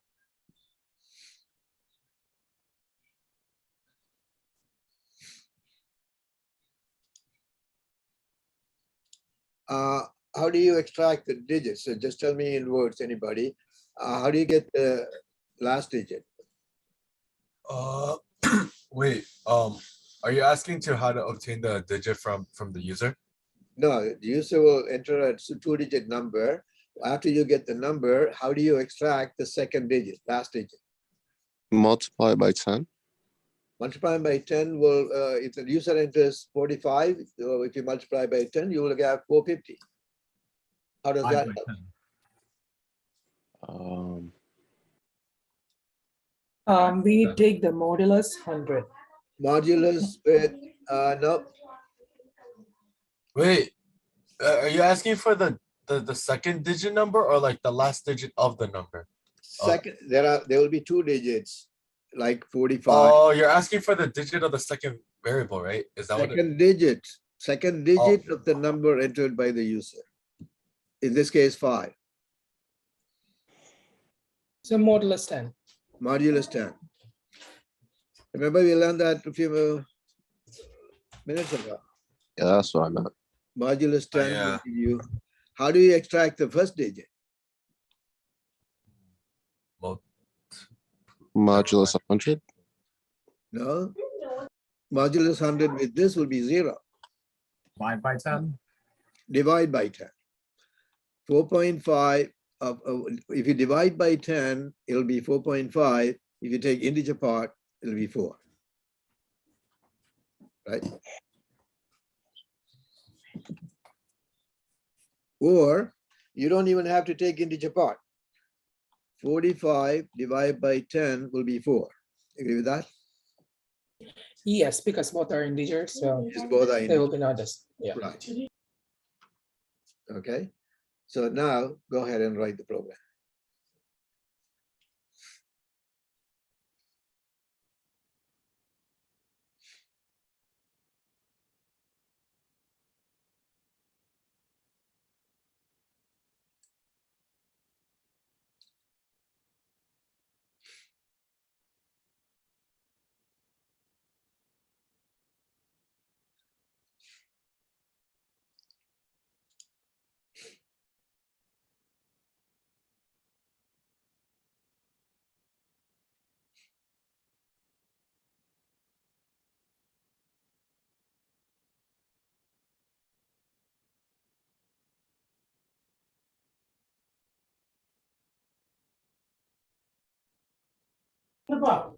Sir, Professor, do you want us to read the full program or just like the part where it says it creates the user interaction? Do you want us to write the whole thing like from No, you don't have iOS to, string? don't have to write the write a full program. Just write the statements necessary. Yeah.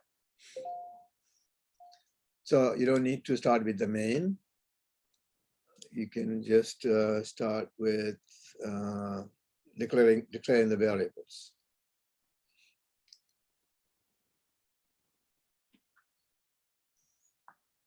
But you're asking for the last digit? No, do what the problem says. Is it I can't see the problem. Oh, okay, okay.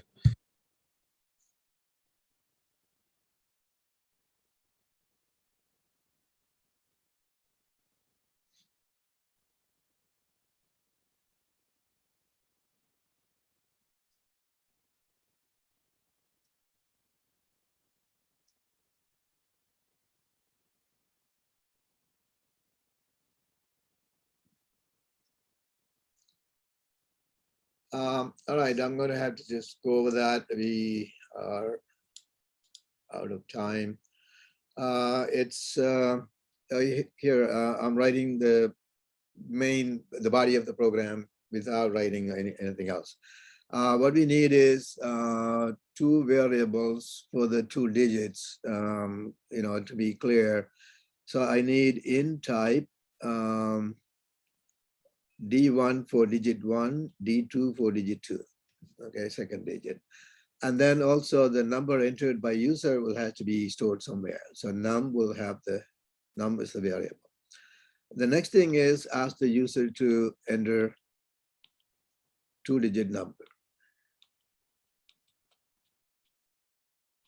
2-digit number and see in num. Okay, so anytime you write CIN statement in your program, you must have a cout statement before that would tell the user what is expected. Okay, that's kind of required here. Otherwise, the program is not going to work right? It has to tell the user what is expected. Okay, so num is going to have 2-digit number. So I want to extract the first digit. So what is D1 equal to? How do I write that? Anybody? First digit. What do I say?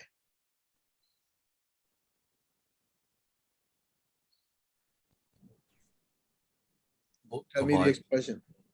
Expression on the right that will give you first digit. 10 divided by x. Wait, no. Wait, what's your variable? Num divided by x? I mean, what am I saying? 10?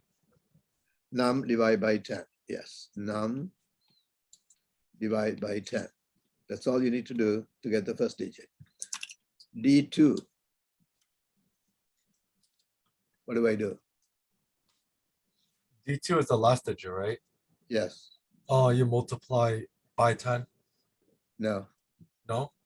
Oh, mod? Is it modulus? It's modulus 10. num modulus 10. Okay. Modulus 10. That'll give you last digit. So then you say, then you'll have to write C out sum of digits. That's what you're finding, sum of digits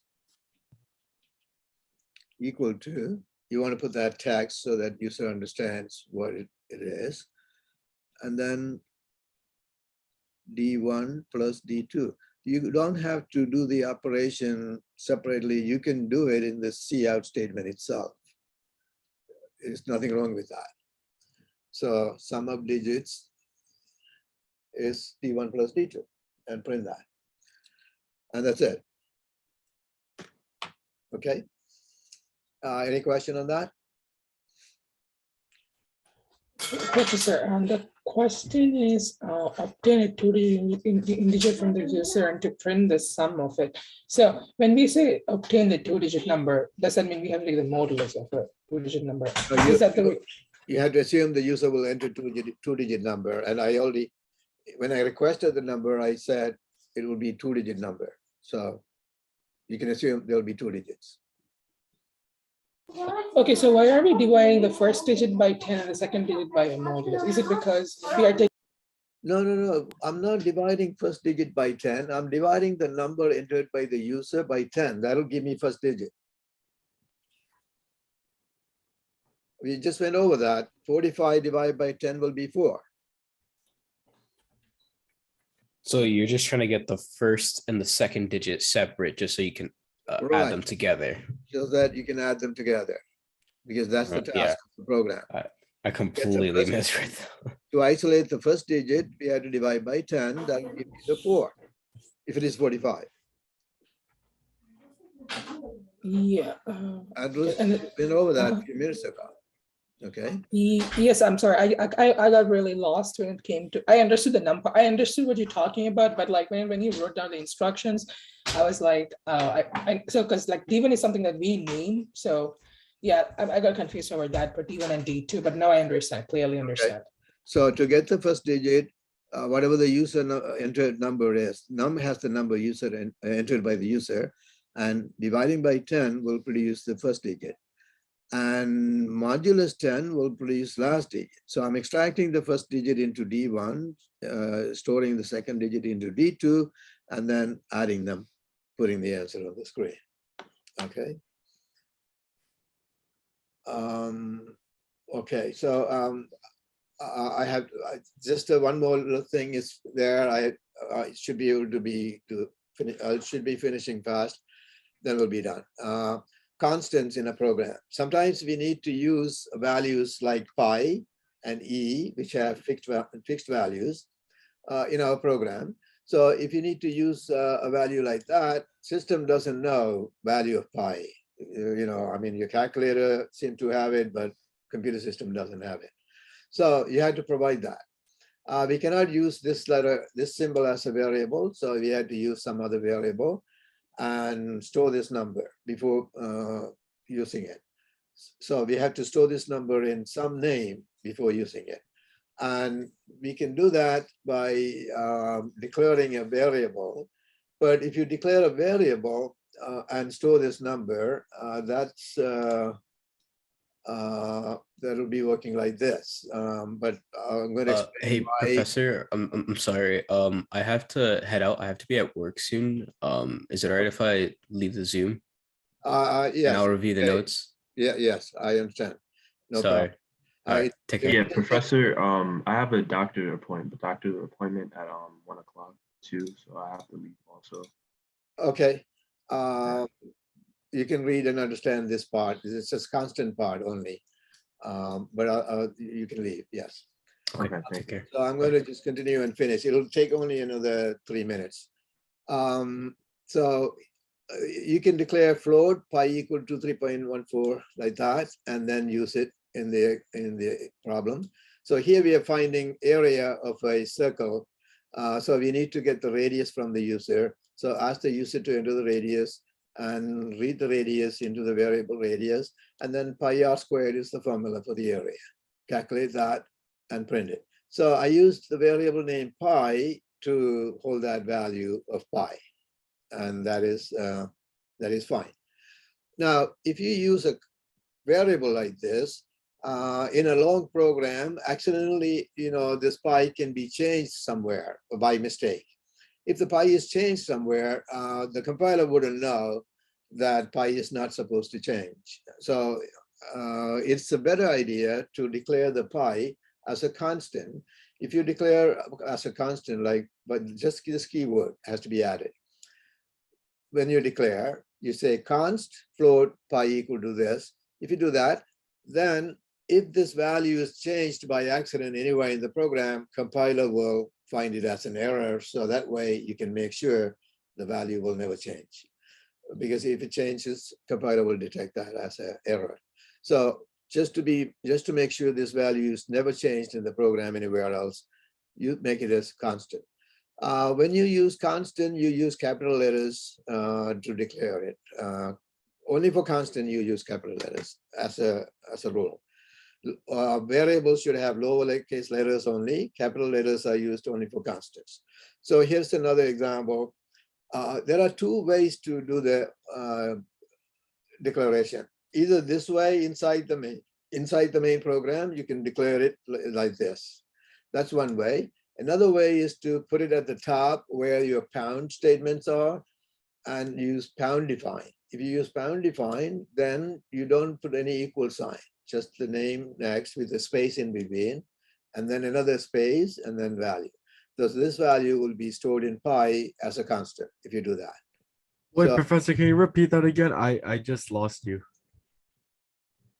to declare something as a constant, there are two ways. One is to do this inside the program. Usually you do this at the right at top of the program. So the const is what makes it constant. It makes the pi a constant, yes. So, okay. So you could basically use this throughout the program. Is that what it means? That pi can be used throughout the program, and it will not allow you to change the pi anywhere by accident. But in order for it to have the value, you have to enter the value on our own. Is that right? Yes, you have to enter this value on your own. System doesn't have the value. Okay. Okay, and another way to define the constant is to write pound define. This will be written before the main. Okay, where the pound include IO stream is, that near that you write this. That's another way to declare this pi as a constant. So I have, I'm going to write a program that will, using this both ways of constants, but I'm making the statement clear. If you declare something as constant, then it cannot be changed anywhere. If it is changed somewhere, the compiler will report it as a problem and the program will not run. So you had to correct that mistake, the mistake of changing value of constant. All right, so let's see examples. So here is one way of declaring pi at the top of the program. And then in the program, I'm using pi to find radius, area of a circle. Another way is to put it inside the main as a const and then use it. These are two different ways of using constants. Okay, so Professor, I have a question. yeah.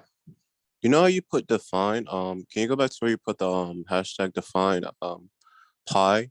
How come you didn't have to put like float because it's a number, like it's a decimal? Here in this. Yeah, how come there was no float to like say Okay. it's Yeah, pound defined. It will take care of that detail. If it has a decimal point, it's float number. It'll automatically make the variable, make the constant float.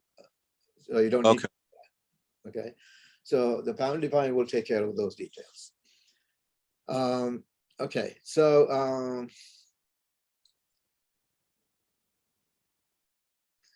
all right, I'm going to go over this quickly. We don't have time. That's our last example. You want to get the interest rate 0.08 as a constant, use that as a constant in your program, and system has to obtain the balance in a saving account and write the new balance after 1 month interest is added. So you need to calculate the new balance and print it on the screen. Okay, so the rate is 0.08 interest rate. So here is how the program goes. In the main program, I have const float rate equal to 0.08. And then float, see that part is const float, so that has to be separate. Another line says float balance, BAL is enough. And that's all I need. And I need to ask the user to enter the balance, enter current balance, and then C in val. This will get the balance, right? Now I need to add 1 month interest to the balance to the balance. So I need to change the balance to have original balance plus interest.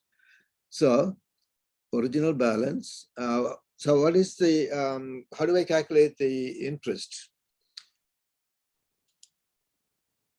It's 8%. 8% of the balance is interest. To calculate 8%, I have to multiply BAL by 0.0 by the rate. Rate is a constant rate. So BAL times rate, that will be 8% of the balance. But this is 1 year rate. Well, this is the interest for 1 year. Remember, 8% rate means 8% for 1 year. But I need 1 month interest. So I had to divide this by 12. And this is what my 1 month interest. I need to add it to the balance. Then I'm increasing the balance by the interest. So you need to calculate the interest. This is just interest. And that should be added to balance to get the new balance. And that new balance goes back in the variable balance. I have adjusted the balance to have the new balance, which is original balance plus interest. Okay, this is the correct balance now. Now see out val. Okay, so this part is interest. You need to add it to the original balance to get the new balance, and that goes back in the balance. And see out that val, and you're done. Wait, what is the constant again? The rate, right? Rate. Okay, okay. Wait, how was the constant used? Can you explain? I don't understand how it was used in this program. Right here. Oh, okay, okay. Is that, and that's the interest? To calculate the interest, you have to multiply the balance by the interest rate, and that will give you 1 year interest. So you need to divide by 12 to get 1 month interest. Okay, okay. And then add that to balance, add that to current balance to get the new balance. Okay, okay, I understand now. Thank you, Professor. All right. Yeah, that's all we need to do. Wait, actually, I have a question. Wait, why is the rate constant if it's only used once? Okay, the concept of constant. Yeah, that's why I don't understand I don't understand the concept in this, like the concept, the use of rate in this. Yeah, in this, question. it doesn't have to be constant, but we are talking about professional programming, long program, accidentally okay. changing rate, and to prevent that, prevent the programmer from changing accidentally. Okay. Okay, yeah. So we are just following that concept. Okay, thank you. All right, so we are done, and your homework is on 2.3 and 2.4, and that's due tomorrow. And you also have the project due tomorrow. All right, so enjoy the rest of the day, everybody. I'll see you tomorrow. Can I ask a question? Do we have the recording? Do you have what recording of this? Yes. Yes, I did record it, and you want that to be posted? Yes, please. Yeah. Today and Yes, yesterday. please. Today and Yeah, yesterday. can you post the lectures by any chance? Yeah, I'll post them. Thank you, Please, thank you. Professor. All right. Thank Thank you. you. Thank you so much, Professor. You're welcome. Have a good day. You too. Have a good day. Have a nice one, everybody. Are you gonna send it on the email, or I'm sorry, email. are you gonna send the recording on email? You're the one who got the COVID? Ibrahim. Nah, I'm not. That's me. Okay, so okay, the student who got COVID is allowed to submit that late, but you're supposed to have already submitted your assignment, right? I did. I mean, talk to me. Ibrahim, are you referring to the assignment that was due this morning? I mean, Professor. Yeah. I know you told me to run a question, but just to re-clarify, you're gonna post the link of this on the on the discussion board or in the announcements of the Blackboard, right? What announcement? No, the link. Yeah, link for Okay. the assignment. Of course, every day I'll be posting the link for the assignment that's due next class. Yes. Okay, great. Thank you so much and have a great day. You too. Bye.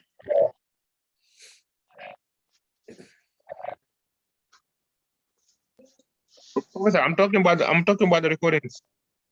Recording, yes, recording Yeah. will be posted where let me go to that. You normally see the videos. Okay, so let me go back to that video, the module 1. That's where we are. I'll log in.